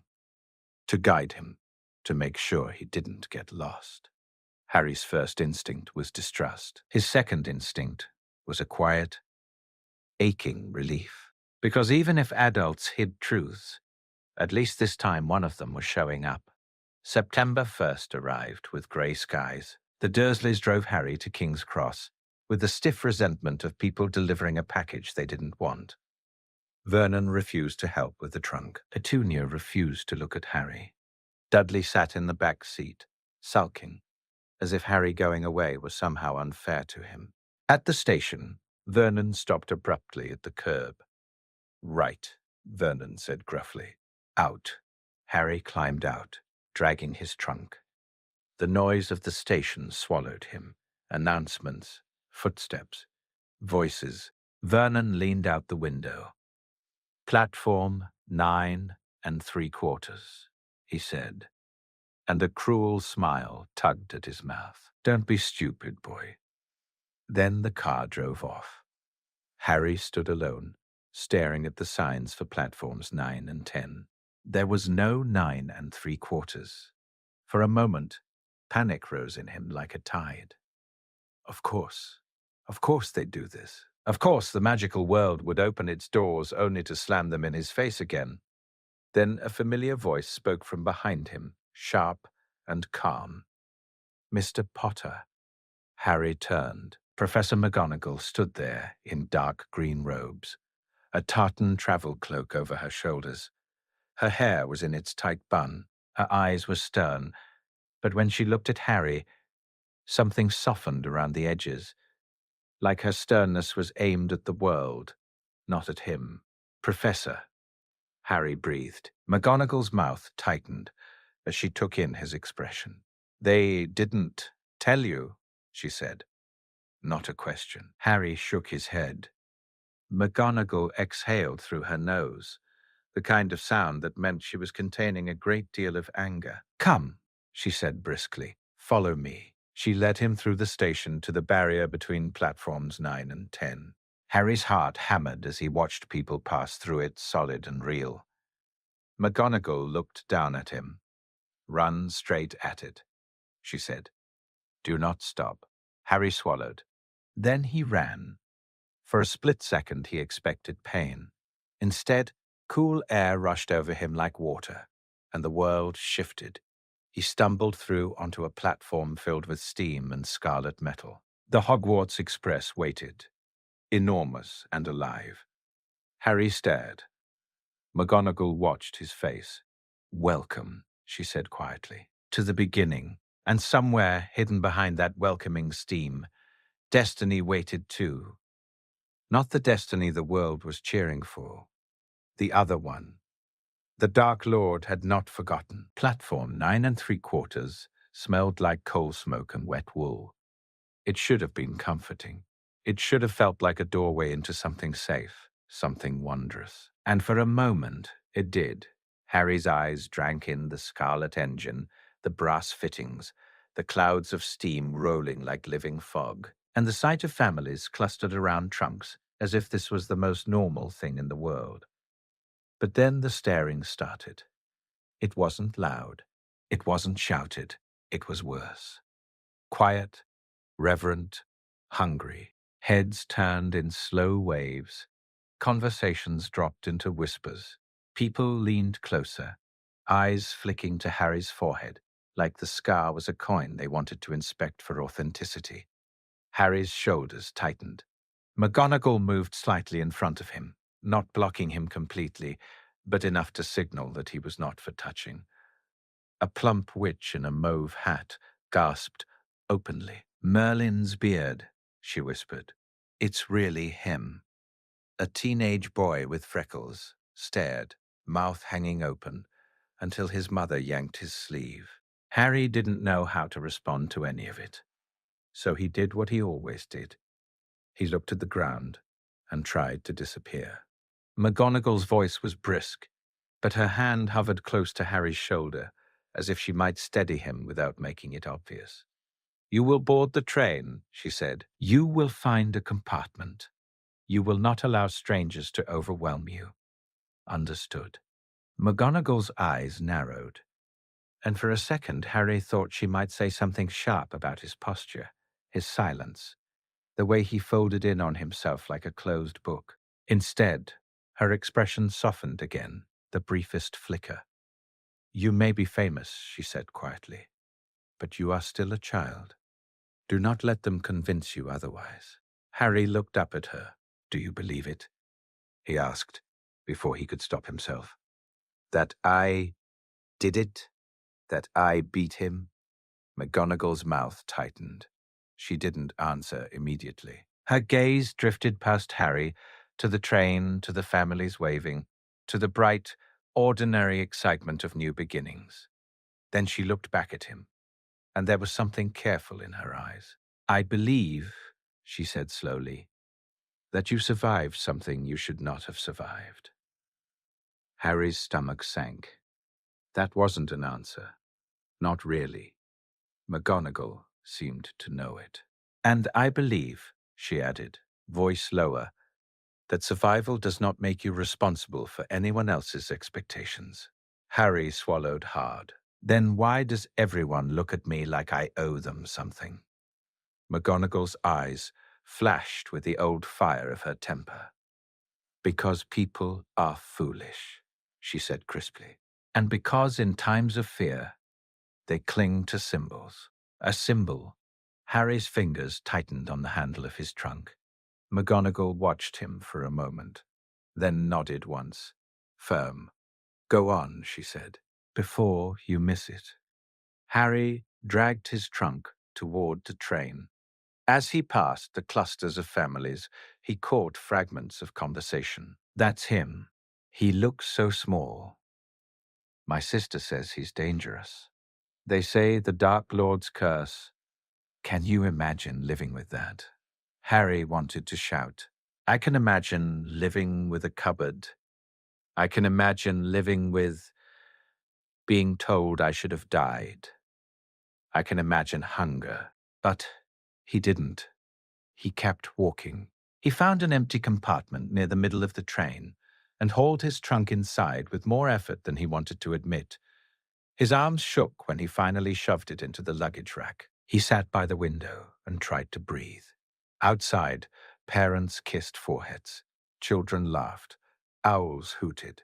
Cats meowed in baskets. Harry watched it all like a starving person watching a feast through glass. Then the compartment door slid open, and a boy stood there with messy black hair, pale skin, and a narrow face that somehow looked both nervous and proud. He wore second-hand robes too large in the shoulders. His eyes were round and uncertain. "Hi," the boy said. Is this seat taken?" Harry blinked. The boy looked at him like he was just a boy, not a story. "No," Harry said quickly. "It's free." The boy stepped in, dragging a trunk that looked like it might collapse. He sat opposite Harry and offered a tentative smile. "I'm Neville," he said. "Neville Longbottom. The name hit Harry's ears like something he'd heard in a dream. Longbottom. He didn't know why, but it made his skin prickle like the air before a storm. Harry, he said. Harry Potter. Neville's eyes widened. His mouth opened, then closed, then opened again like he was wrestling with what to do with the information. Oh, Neville breathed. Then, quickly, as if afraid of offending him, Neville added, "My Gran said, she said I shouldn't make a fuss." Harry stared. "Your Gran told you not to make a fuss?" Neville nodded, cheeks pink. "She said you probably get it all the time." Harry didn't know what to do with the sudden warmth that spread in his chest. It wasn't happiness exactly, more like the shock of someone handing him something gentle. "Yeah," Harry managed. "I do." Neville fidgeted with his sleeve, then blurted, Do you really remember that night?" Harry's stomach tightened. He shook his head. "No," Harry admitted. "I don't remember anything." Neville looked relieved, oddly enough, like Harry had said something that made sense of the world. "Me neither," Neville said quickly, then flushed. "I mean, not your night. I mean," he swallowed. "I don't remember much about my parents. They're in St. Mungo's." Harry's chest went tight. What happened? Neville stared at his hands. "They were attacked," he said, voice small. After you know who went away." Harry felt a cold wave move through him. After. So the war hadn't ended cleanly. The darkness had left claws behind. "I'm sorry," Harry said, and the words felt inadequate. But they were real. Neville looked up. His smile was shaky but genuine. "It's all right. Gran says they were heroes. She says I have to be brave too." Harry didn't know how to respond to that. He didn't know what bravery looked like. When it wasn't expected, demanded, forced. But he recognized something in Neville's face. The pressure of being looked at with expectations you weren't sure you could carry. For a few minutes, they sat in a strange, fragile quiet. Then, the compartment door slid open again. A girl stepped in like she owned the corridor. Her hair was a bushy brown halo, her eyes sharp, and she held a book open in front of her, even as she walked. "Excuse me," she said briskly. "Have either of you seen a toad?" A boy named Trevor lost a toad. Neville shot up so fast he nearly knocked his knees into the seat. "That's mine," he squeaked. "I lost him." The girl's gaze moved to Neville, then to Harry, and she froze for half a beat, just long enough to register the scar. "Oh," she said, and then, immediately, as if refusing to be starstruck, she continued, "Well, we'll find him. You can't just lose a toad on your first day." Neville looked overwhelmed. "I didn't mean to." The girl sighed like an adult forced to manage children. "Honestly," she muttered. Then she stuck out her hand. "I'm Hermione Granger." Harry hesitated, then shook it. "Harry Potter." Hermione nodded briskly, as if filing the name away. "Yes, I know," she said. "Everyone knows. You're in about half of the books I've read this summer." Harry blinked. "Books about me?" Hermione tilted her head. "Didn't you know?" she asked, genuinely surprised. "There are so many. The Rise and Fall of the Dark Lord, Modern Magical History has a chapter. And there's—" Harry's stomach dropped. Hermione continued, unaware. "But it's all a bit vague. Some of the accounts contradict each other, which is frustrating, because if you're going to write history, you should be precise." Harry stared at her. Neville looked like he wanted to vanish into the seat. Hermione finally noticed the way Harry's hands had clenched. She paused. "Oh," she said again, quieter this time. I didn't mean. I'm sorry. I assumed you'd grown up knowing." Harry forced his voice out. I didn't, he said simply. Hermione's expression shifted. Shock, then anger, then something like determination. Well, she said firmly, snapping her book shut, that's going to change, isn't it? Harry didn't know what she meant, but the way she said it made it sound like a promise. They searched for Trevor up and down the corridor. Harry tried to keep his head down, but it was difficult when people kept stopping. A pair of Ravenclaw girls giggled as they passed and whispered, "That's him." A boy with slick hair and a pointed face stepped out of the compartment with two bigger boys flanking him. He looked Harry up and down like inspecting a stain. "So it's true," the boy drawled. "Harry Potter." Harry's jaw tightened. "Who are you?" The boy smirked. "Draco Malfoy," he said, offering a hand like it was a test. "My father's been telling me all about you." Harry didn't take the hand. Draco's smile sharpened. "You'll find some wizarding families are better to associate with than others," he said smoothly, eyes flicking to Neville's two large robes. "You can avoid the wrong sort." Hermione's eyes flashed. "That's rude," she snapped. Draco looked her over with faint contempt. "And you are Hermione Granger." Draco's eyebrows rose slightly. "Granger," he repeated, as if tasting it. Then he turned back to Harry, ignoring her. "So," he said, voice silky, "are you coming with us? We're going to be in Slytherin. It's the best house." Harry didn't know what a house was. Not really, but the arrogance in Draco's voice made something in him stiffen. "I think I can decide who I'm friends with," Harry said, surprising himself with how steady it sounded. Draco's eyes narrowed. "I warned you," he said quietly. Then he walked away, his two companions following. Neville let out a breath. "He's horrible," he whispered. Hermione nodded fiercely. "That's Malfoy," she said, as if she'd already categorized him as a problem. Harry watched Draco's back disappear down the corridor and felt something strange, cold and familiar in the air, like the train had passed through a patch of shadow. He shook it off.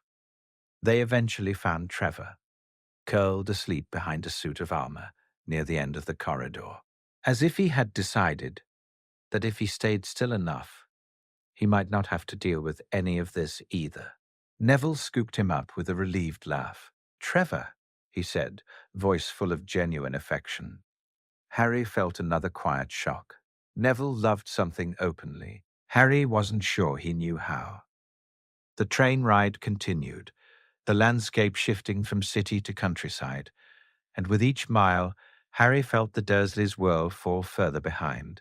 As evening approached, the corridor filled with nervous energy.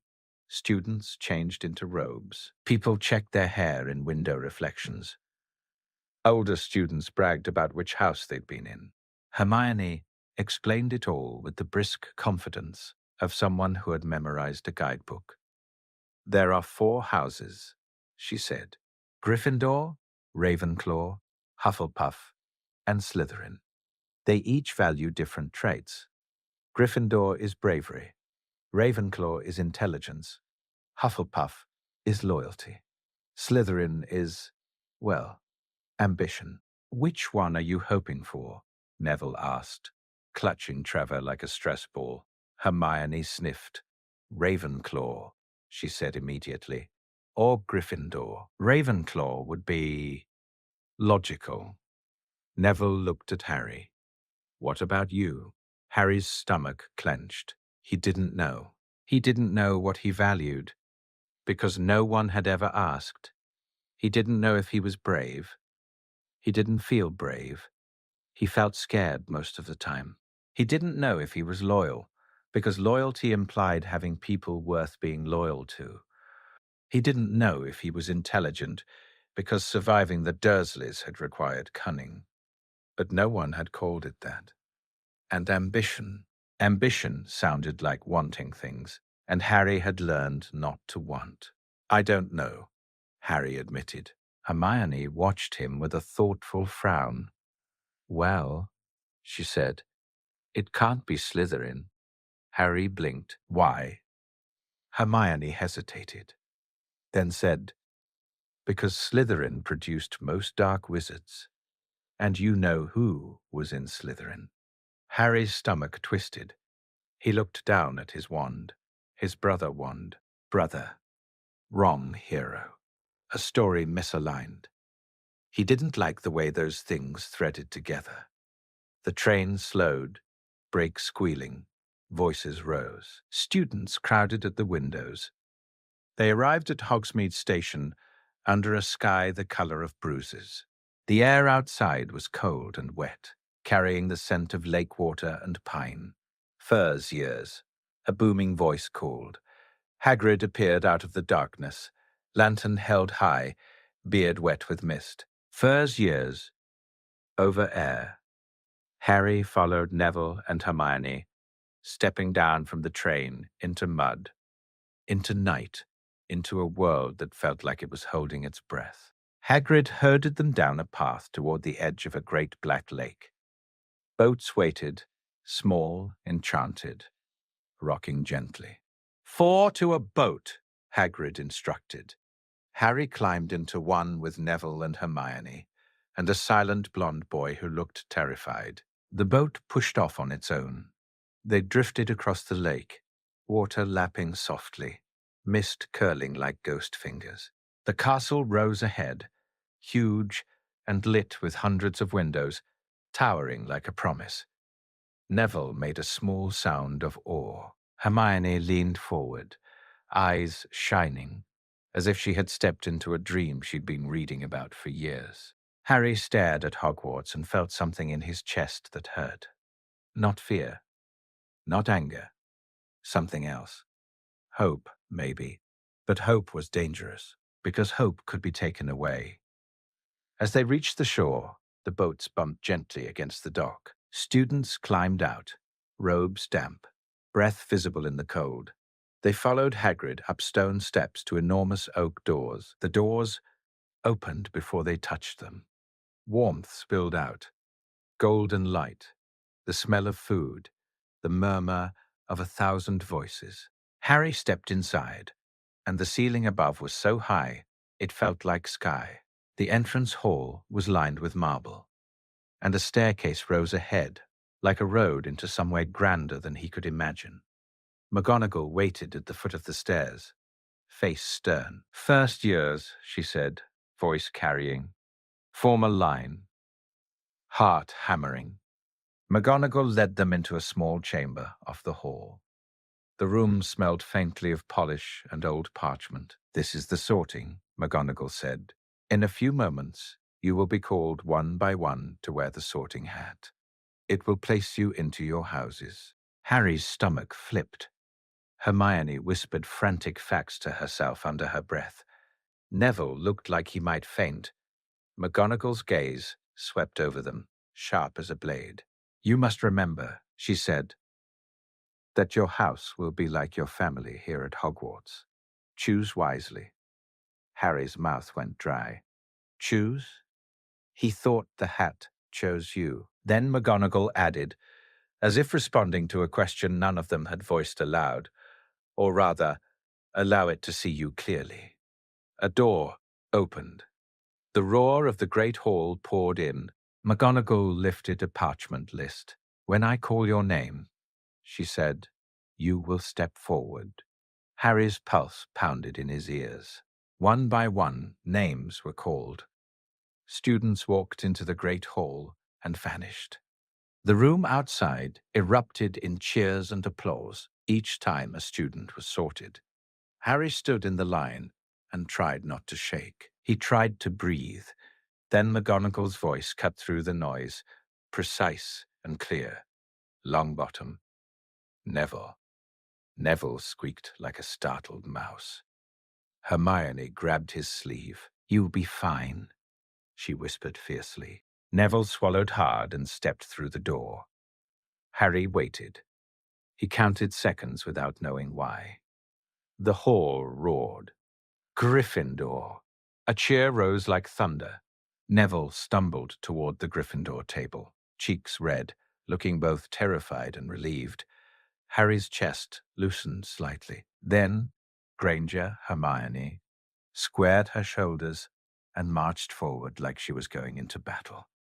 A moment later, the hat shouted, "Gryffindor!" again. Harry felt a strange flutter. He wasn't alone. Not completely. Students continued. The line shrank. Harry's palms were slick with sweat. And finally, McGonagall's voice said the name that made the hall hush. "Potter." "Harry." The great hall went silent like someone had cast a spell. Harry stepped forward. Every eye in the hall turned to him.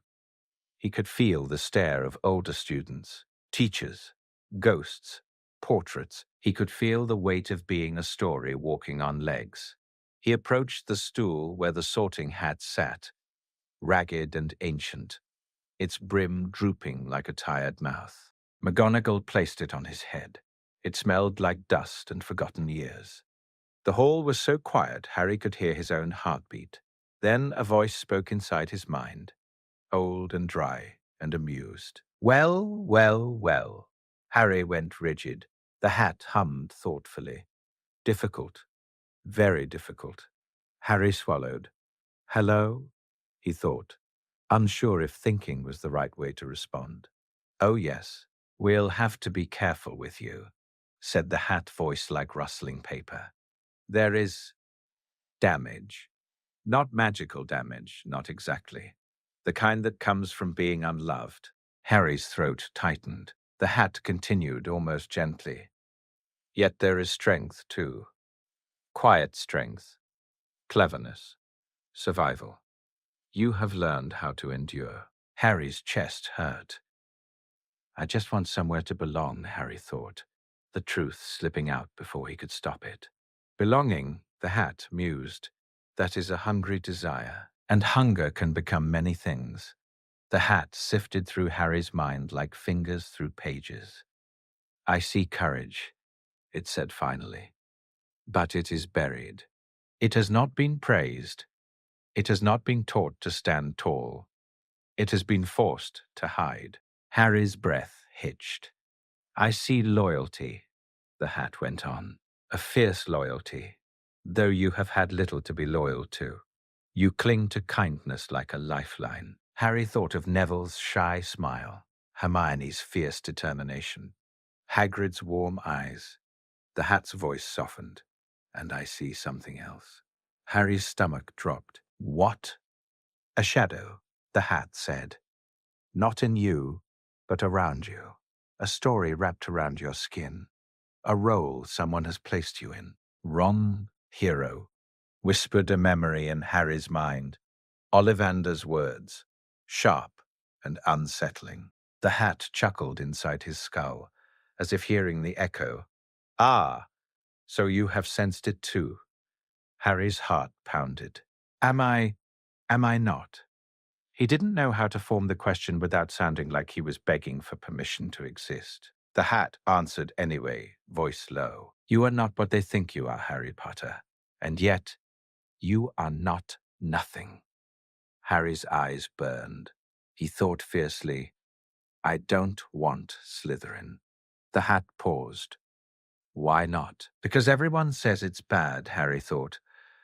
"Because Malfoy." The hat snorted. "Slytherin is not evil. It is ambition, resourcefulness, determination. You have all of those, my boy. You have had to." Harry's mind flashed. Cold cupboards, locked doors, quiet plans to escape. The steady seed of one day I will leave. "Yes," the hat murmured. "That." Harry felt sick. "I don't want to be like him," he thought, and in his mind the image of Voldemort's name rose like a shadow. The hat's voice sharpened. "You are not like him, but you may need what Slytherin offers to survive what is coming." Harry's breath caught. "What is coming?" The hat didn't answer directly.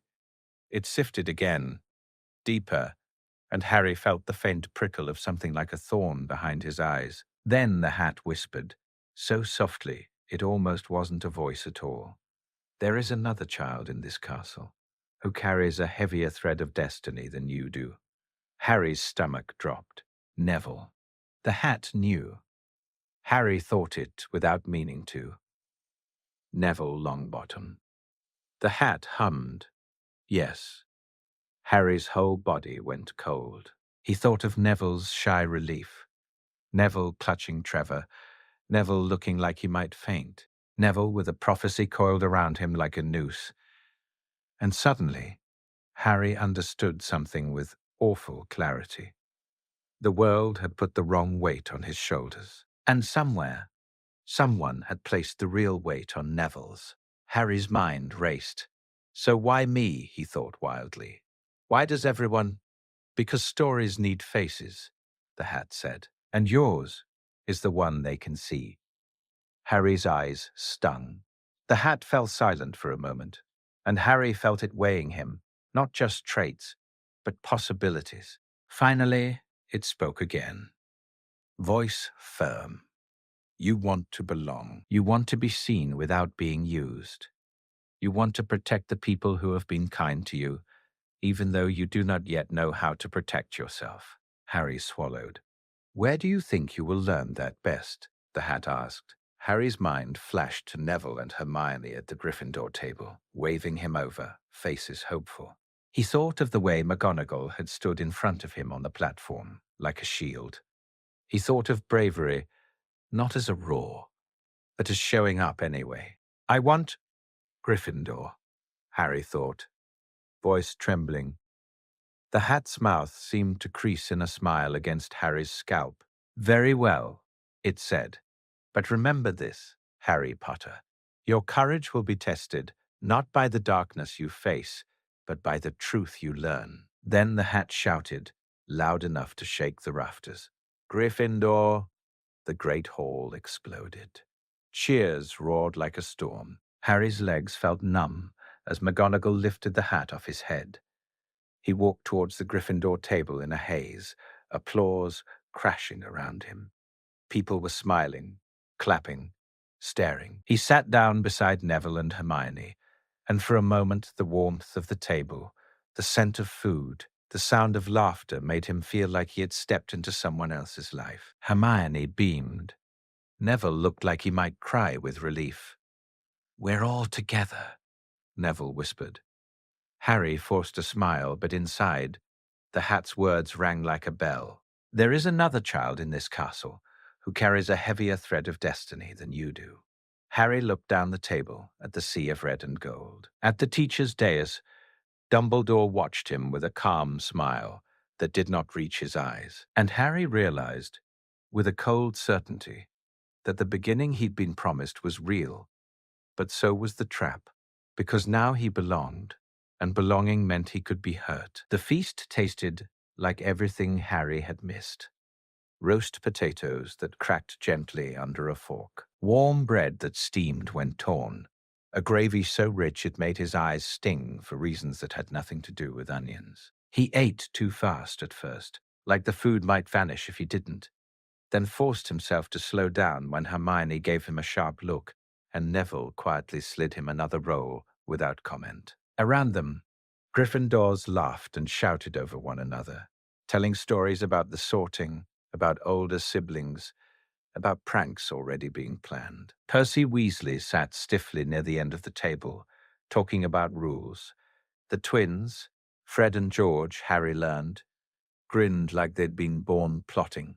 And at the far end, a red-haired boy with freckles and a hand-me-down robe stared at Harry as if trying to decide whether Harry was a person or a myth. Eventually, the boy leaned across the table and blurted, "So, you're really Harry Potter." Harry's shoulders tensed. Neville muttered, "Ron," as if warning him. The boy, Ron, flushed. "Sorry," he said quickly. "It's just, everyone talks about you." Harry swallowed a bite of bread. "Everyone seems to," he said, voice flatter than he intended. Ron looked startled, then awkward. Well, I'm Ron Weasley," he said, as if introducing himself properly might fix it. Harry nodded. Harry, Hermione kicked Ron lightly under the table. Honestly, she hissed, let him eat. Ron winced. Right. Sorry. Harry felt something strange loosen in his chest. It wasn't comfort, exactly, but it was normal. People bickering, people apologizing, people behaving like they expected him to be there. Dumbledore rose to speak. The hall quieted in waves. Harry watched him carefully this time, not with awe, but with the wary focus of someone who had learned that kindness could still hide decisions made over your head. Dumbledore welcomed them. He warned them about the Forbidden Forest. He mentioned a corridor on the 3rd floor and said, with a twinkle, that it was out of bounds. The older students laughed, knowingly. Harry didn't laugh. He felt the warning settle in his bones like a stone. When the feast ended, Percy led the first-year Gryffindors up a shifting staircase and through corridors that seemed to breathe. Portraits yawned and whispered. Suits of armor creaked as if they might step off their pedestals. They reached the Gryffindor common room, where a fat portrait of a lady in a pink dress demanded a password. Percy provided one. The portrait swung open to reveal a cozy room, lit by a fire that crackled like it had been waiting. Harry paused in the doorway. The warmth hit him like a physical force. For a second, he didn't move, because part of him still expected someone to say, "Not for you." No one did. He stepped inside. That night, in a bed with curtains and clean sheets that smelled faintly of lavender, Harry stared up into darkness and tried to name what he felt. The castle creaked and sighed around him. Somewhere in the distance, a ghost moaned theatrically. Neville's breathing rose and fell in the bed beside his, steady but slightly strained, as if Neville had also forgotten how to relax. Harry's scar prickled faintly. He pressed his fingers to it. Nothing happened, but he couldn't shake the hat's words. There is another child in this castle who carries a heavier thread of destiny than you do. He turned his head slightly, looking toward Neville's silhouette. Neville twitched in his sleep, hand tightening around his pillow like it was a shield. Harry swallowed. I can't let him do it alone, Harry thought. And the thought felt so solid it startled him. He fell asleep with that sentence like a vow. The first weeks at Hogwarts were a blur of newness. Harry learned that staircases moved when they felt like it, and that getting lost was practically a school tradition. He learned that ghosts were real, and that one of them, nearly headless Nick, looked perpetually offended by his own neck. He learned that Peeves the poltergeist could be bribed with chaos, and that Filch the caretaker hated children with the intensity of a man who had been forced to babysit an entire castle. In classes, Hermione shone like a candle that refused to dim. She answered every question so quickly it was like she had the answers waiting in her throat. Ron looked both impressed and irritated. Neville shrank into himself whenever he was called on, cheeks burning, hands shaking as he tried to remember things he did know but could never access fast enough under pressure. Harry tried. He really did. But learning magic felt like learning a language everyone else had grown up hearing through walls. In charms, he struggled to make his feather rise more than an inch. In transfiguration, McGonagall's stare could make him forget his own name.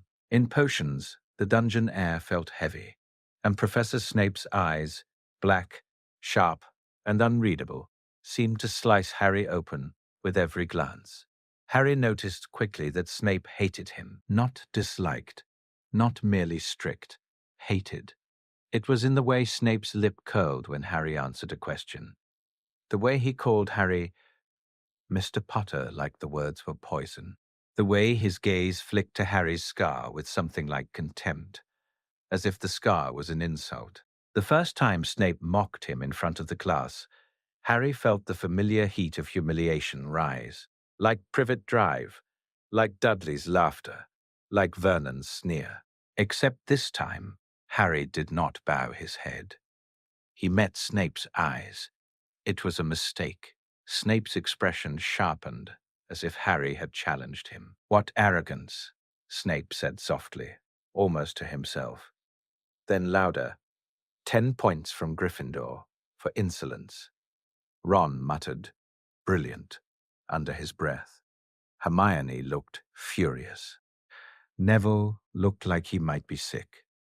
Harry's hands trembled slightly on the table, but he kept his face still, because he had learned, in cupboards and kitchens, that sometimes the only thing you could control was whether you broke in front of them. The first sign that Hogwarts was not just a school, but a battlefield dressed in stone, came in flying lessons. Madame Hooch lined them up on the grass and told them how to mount their brooms. Harry, who had never touched a broom before, expected to fall flat on his face.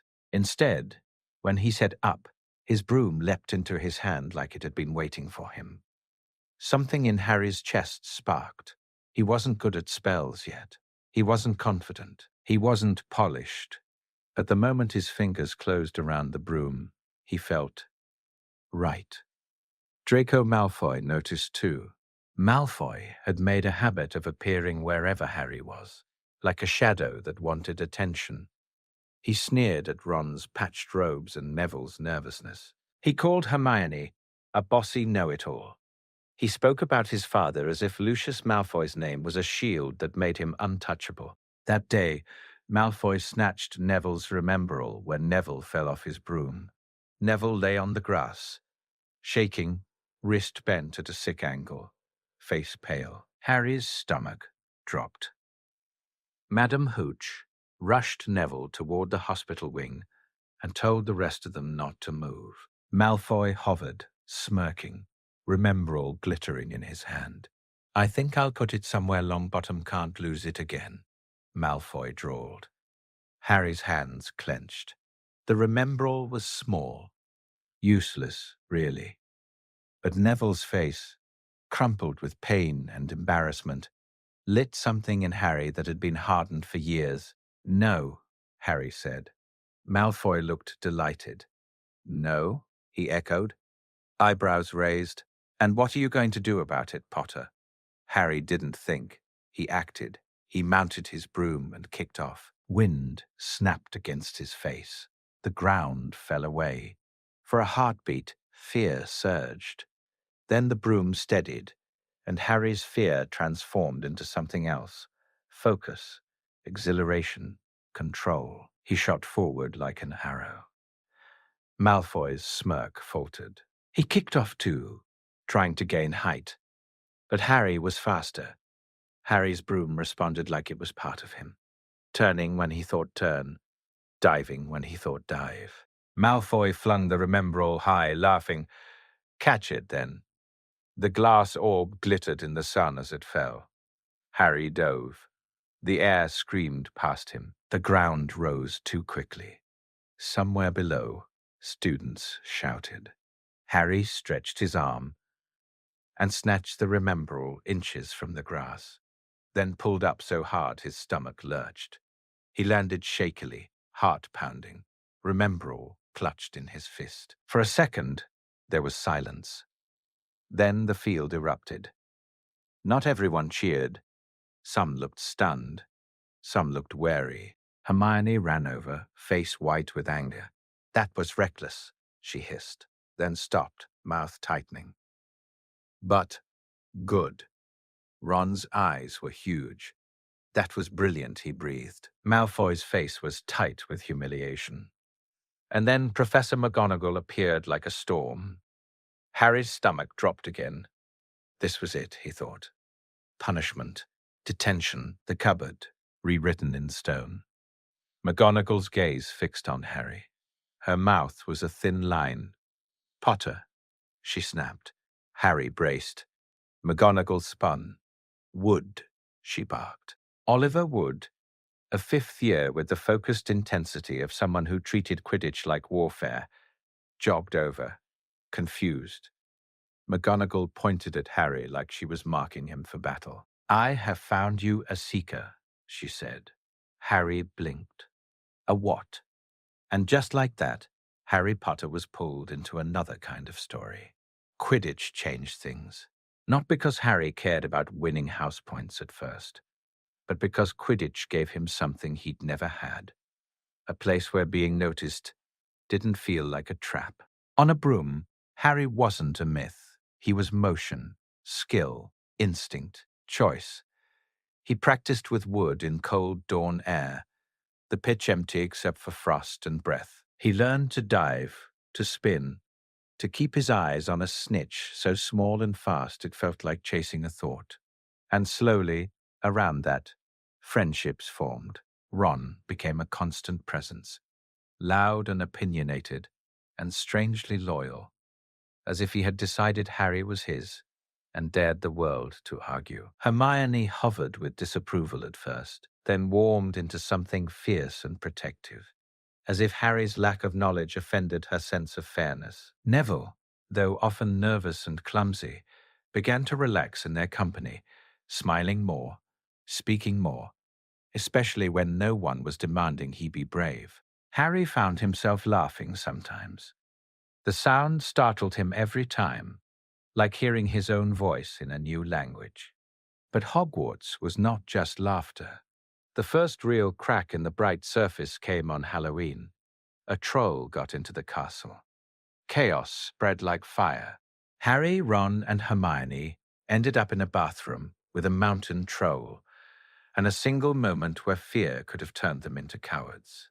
Hermione, for all her book brilliance, had looked small in that moment, trapped between stone and club. Harry saw it, and the old instinct surged again. Protect. They survived by luck and teamwork and a desperate willingness to do something stupid. Afterward, Hermione lied to McGonagall to protect them, and Ron stared at her like he'd never seen anyone do something so loyal. That night, as they sat by the common room fire with shaky hands and hearts still pounding, Harry realized something simple and dangerous. He had people now, which meant he had something to lose. And then, as winter crept in, the whispers started. Not about Harry this time, about the third-floor corridor, about a package taken from Gringotts the same day Harry had gone there, about a trapdoor, about a stone. Hermione naturally investigated. She pulled books and muttered theories, lips moving as she walked. Ron rolled his eyes but listened anyway. Neville tried to avoid anything that sounded like danger, but his avoidance only made Harry more aware of how much Neville didn't want to be heroic and might be forced into it anyway. Harry didn't seek trouble. Trouble found him. It found him in the way Snape prowled the corridors at night, cloak billowing like a bat's wings, eyes always flicking to the third floor. It found him in the way Professor Quirrell, nervous, stuttering Quirrell, seemed to be everywhere and nowhere, face always damp with sweat. It found him, most of all, in the way his scar began to burn. Not constantly, not predictably, just enough that Harry started to dread it. A sudden flash of pain during dinner, a spike of heat in potions class when Snape leaned too close, a sharp prickling on the Quidditch pitch when the wind shifted and carried something like cold laughter. Harry told no one at first. Old habits hide pain, hide fear. But one night in December, after waking from a dream of green light and a voice like silk, Harry sat up in bed, shaking, and realized he couldn't carry it alone. He climbed out of bed, walked across the dormitory in the dark, and shook Ron awake. Ron blinked blearily. "What, Harry?" Harry's voice came out thin. "My scar hurts," he whispered. Ron's eyes sharpened instantly, fear replacing sleep. "Like, now?" Harry nodded. Ron sat up, rubbing his face. "We should tell Hermione," he whispered, as if Hermione was an emergency service you contacted in crises. Hermione, when woken, was furious for about 3 seconds, then immediately concerned. "Your scar?" she hissed, quiet but intense. "That's not supposed to happen randomly. It could be connected to Voldemort," Ron whispered, eyes wide. Harry's stomach twisted at the name. Hermione bit her lip. It could be connected to dark magic, she said carefully, or to the curse itself. Or, her gaze flicked to Harry's face, and something thoughtful tightened her expression. Or, to proximity. Proximity to what? Ron asked. Hermione's eyes flicked just briefly toward Neville's bed. Neville slept, face relaxed for once. Trevor's tank on his bedside table glinting faintly. Harry's skin prickled. He remembered the hat's words. He remembered Ollivander's puzzle. He remembered the cold feeling when Neville said his parents had been tortured after Voldemort vanished. A possibility slid into Harry's mind like a blade. What if, Harry whispered, what if it isn't about me? Ron frowned. What do you mean? Harry stared at Neville, asleep, unaware. What if everyone's wrong? Harry said. What if I'm not? The point. Hermione's eyes widened slightly. Ron's mouth opened, then closed. But you're Harry Potter, he said. Like that explained everything. Harry swallowed. That's just a name, he said quietly. That's just a story.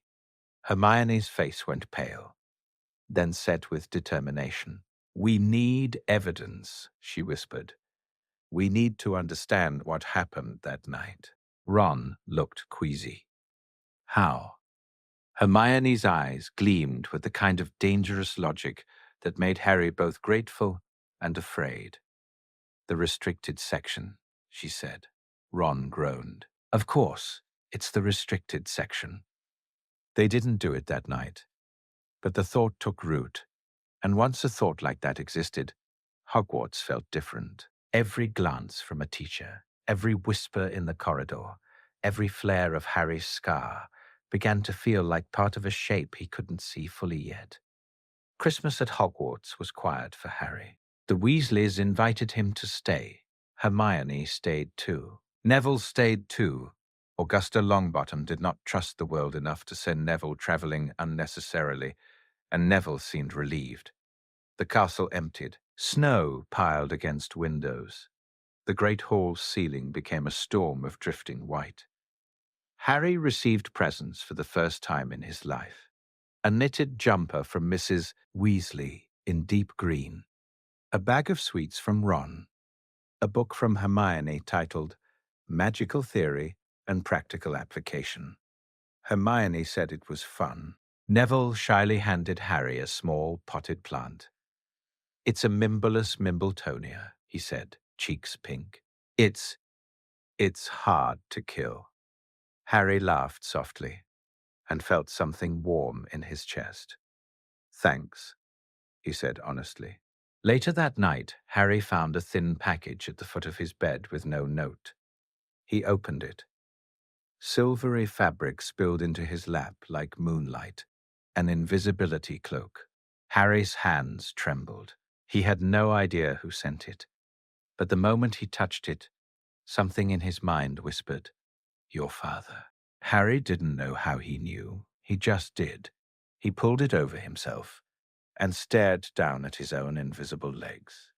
A laugh bubbled up in his throat, small, amazed, disbelieving. Then his scar prickled faintly, as if the darkness had noticed his joy and wanted to remind him it existed. That night, Harry wandered the castle under the cloak, intoxicated by freedom. He drifted through corridors, past sleeping portraits, down staircases that creaked like old bones. The castle felt less like a building and more like a living creature, dreaming. He ended up in front of a room he'd never seen before. A tall, dusty chamber with a mirror at the far end. The mirror of Erised. Harry stepped toward it, heart pounding. He looked into the mirror, and for a moment he forgot to breathe, because his reflection wasn't alone. Behind him stood a man with messy black hair and bright eyes. A woman with red hair and a smile that looked like warmth. People crowded around, laughing, reaching, alive. Harry's parents, his family. They looked at him like he mattered. Harry's throat tightened until it hurt. He lifted a hand, reaching towards the glass. The reflection lifted its hand too, but it wasn't the same. It wasn't real. Harry stood there for a long time, silently crying, because he had never allowed himself to want something so badly. He returned the next night, and the next, because the mirror was the only place where he could pretend, for a few minutes, that he hadn't been unwanted, that he hadn't been left, that he wasn't alone. Then, one night, Dumbledore was there. Harry froze, heart slamming against his ribs. Dumbledore sat on the floor beside the mirror, as if he'd been waiting. Harry pulled off the cloak, slowly, like revealing himself was a confession. Dumbledore's eyes were gentle. "I thought you might return," he said softly. Harry's voice came out cracked. "It shows me them." Dumbledore nodded. "It shows the deepest, most desperate desire of our hearts," he said. Harry swallowed. "What does it show you?" Dumbledore's smile was sad. "I see myself holding a pair of thick woolen socks," he said lightly. Harry didn't believe him. Not fully. Dumbledore's gaze sharpened, not unkindly. "The mirror gives neither knowledge nor truth," he said. "It is a trap, Harry. Many have wasted away before it, consumed by what they want instead of what is. But it's all I have," he whispered before he could stop himself. Dumbledore went very still. Then he sighed, and something old and heavy moved behind his eyes. "No," Dumbledore said quietly, "it is not." Harry stared at him, anger rising like heat. "Then why did you leave me there?" he demanded.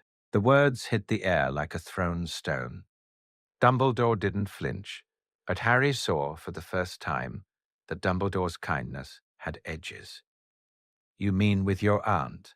Dumbledore said softly. "Yes," Harry snapped, voice shaking. "In that house, in that cupboard, with people who hated me. If you knew I'd come here, and everyone would...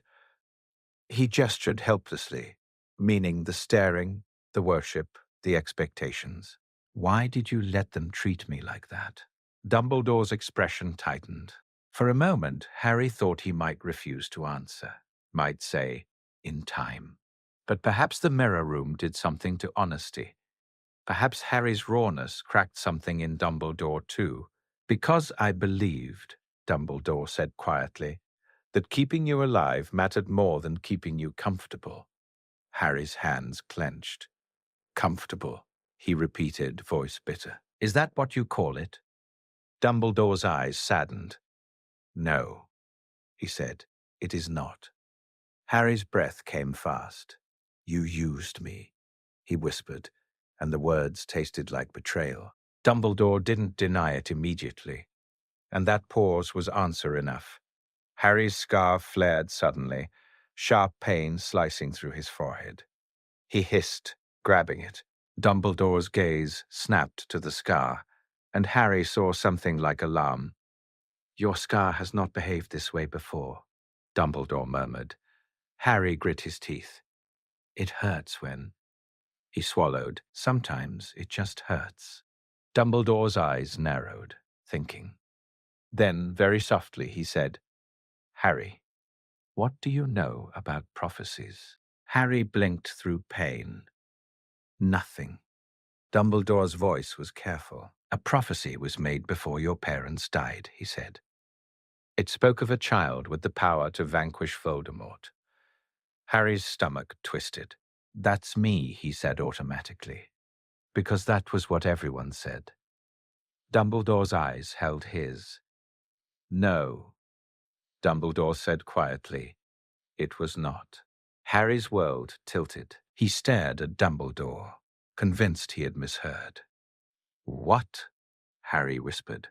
Dumbledore exhaled slowly.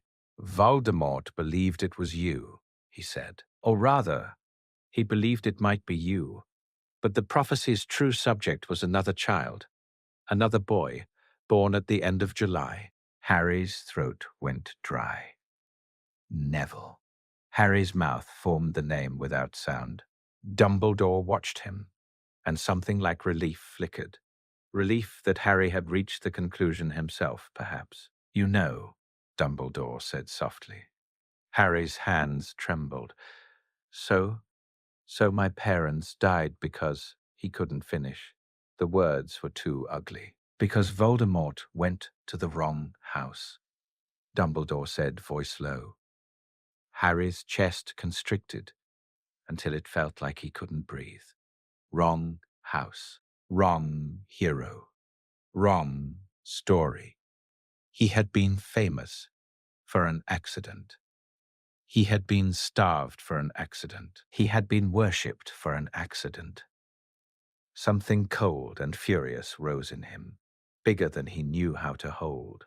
"Then why am I like this?" Harry whispered, touching his scar. "Why did I survive?" Dumbledore's gaze turned distant, thoughtful. "I do not know all the rules that govern that night," he admitted. "I suspect your mother tried to shield you. I suspect magic responded in ways even Voldemort did not anticipate." Harry's voice broke. "You don't know," he repeated hollow. Dumbledore's face tightened. "No," he said, "I do not." Harry stared at the mirror. His parents smiled at him from a world he couldn't touch. "They died for nothing," a voice inside him hissed, and then another voice, quieter, steadier, answered, "No, they died for you, even if you weren't chosen. Even if you were wrong, they still loved you." Harry's eyes burned. Dumbledore spoke again, gentler. "Harry, the world believes you are the boy who lived," he said. "And that belief has uses." Harry's head snapped up. "Uses," he repeated, disgusted. Dumbledore did not look away. "Yes," he said, "because while the world watches you, Neville is less watched. While the world celebrates you, Neville can grow out of the spotlight that would crush him." Harry's hands shook. "So I am a shield," he whispered. Dumbledore's eyes softened, and for a rare moment, Dumbledore looked like a man ashamed. "You are a child," he said, "and I am sorry." Harry laughed, sharp and broken. "Sorry doesn't fix it." "No," Dumbledore agreed quietly.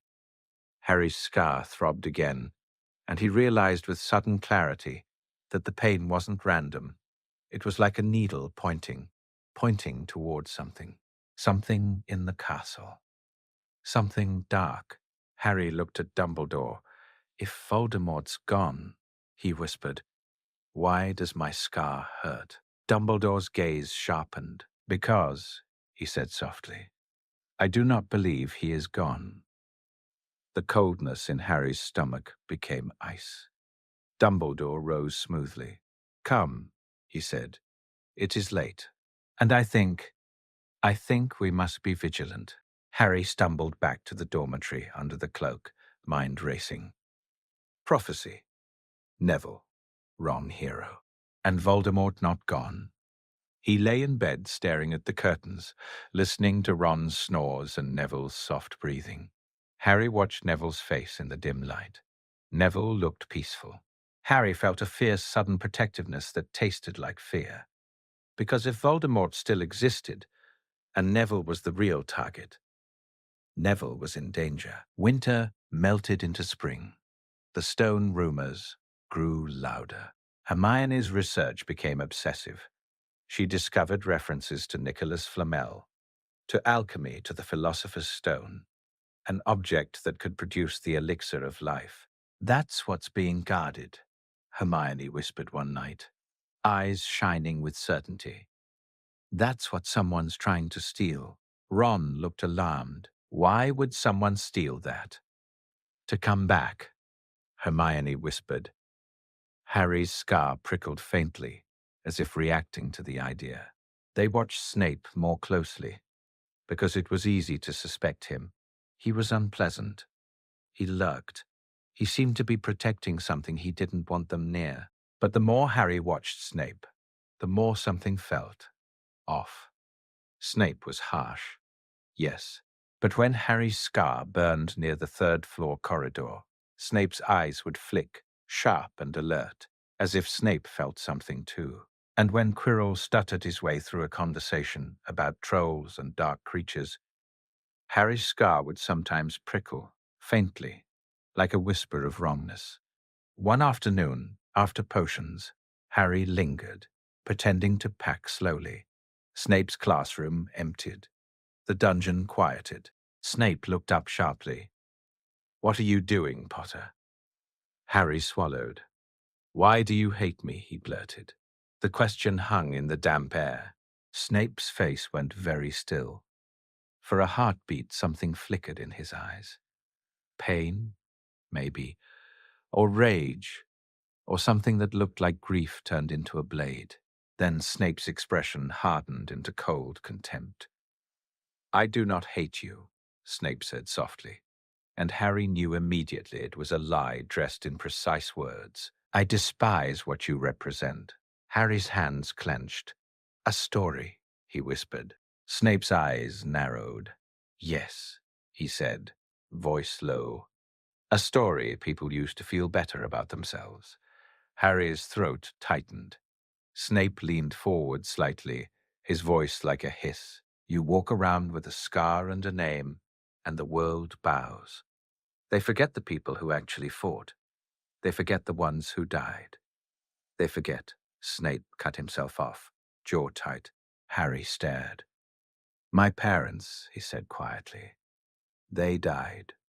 Snape's lip curled. "Yes," he whispered. And there was something raw under the word. "They did." Harry waited, breath shallow. Snape's eyes bored into him. "Stay away from what does not concern you," Snape said finally. "Sharp. If you meddle, you will get people killed." Harry swallowed. "Like Neville," he whispered without meaning to. Snape's gaze snapped, suddenly razor-focused. "What did you say?" Harry's heart hammered. He realized too late he had stepped on something dangerous. But Snape did not press him. Snape stared for a long moment. Then his face went unreadable. "Go," Snape said coldly, "before I take points for wasting my time." Harry left, with his skin prickling, feeling like he had just brushed against something important and hidden. Then, in late May, the final piece fell into place. Hagrid let slip, accidentally as Hagrid always did, that he had told someone how to get past Fluffy, the three-headed dog guarding the trapdoor. "A bitter music," Hagrid muttered, horrified at himself. "That's all it takes. And I told him. Harry's blood ran cold. "Who did you tell?" Hagrid looked stricken. "A man," he said miserably. "In the pub. Seemed interested. Said he'd never seen a three-headed dog before. I shouldn't have." Hermione's face went white. "Which pub?" "The Leaky Cauldron," Hagrid whispered. Harry's scar flared suddenly, sharp and hot. He gasped, clutching his forehead. Ron's eyes widened. Harry forced himself to breathe through the pain. In his mind, an image flashed. Quirrell's pale face, Quirrell's nervous smile, Quirrell's turban. Harry looked up, eyes burning. "It was Quirrell," he said. Hermione's mouth fell open. "But he's so scared," Ron finished. Harry's voice was low and furious. "Or pretending." They ran, not to get help, not to tell a teacher, because Harry had learned something at Privet Drive, and then again in Hogwarts hallways. Adults moved too slowly when they were tangled in politics and pride. And because, beneath all the fear, Harry had a fiercer thought. If Voldemort is coming back, and Neville is the prophecy child, then Neville is the real target. If the stone is stolen, Neville dies.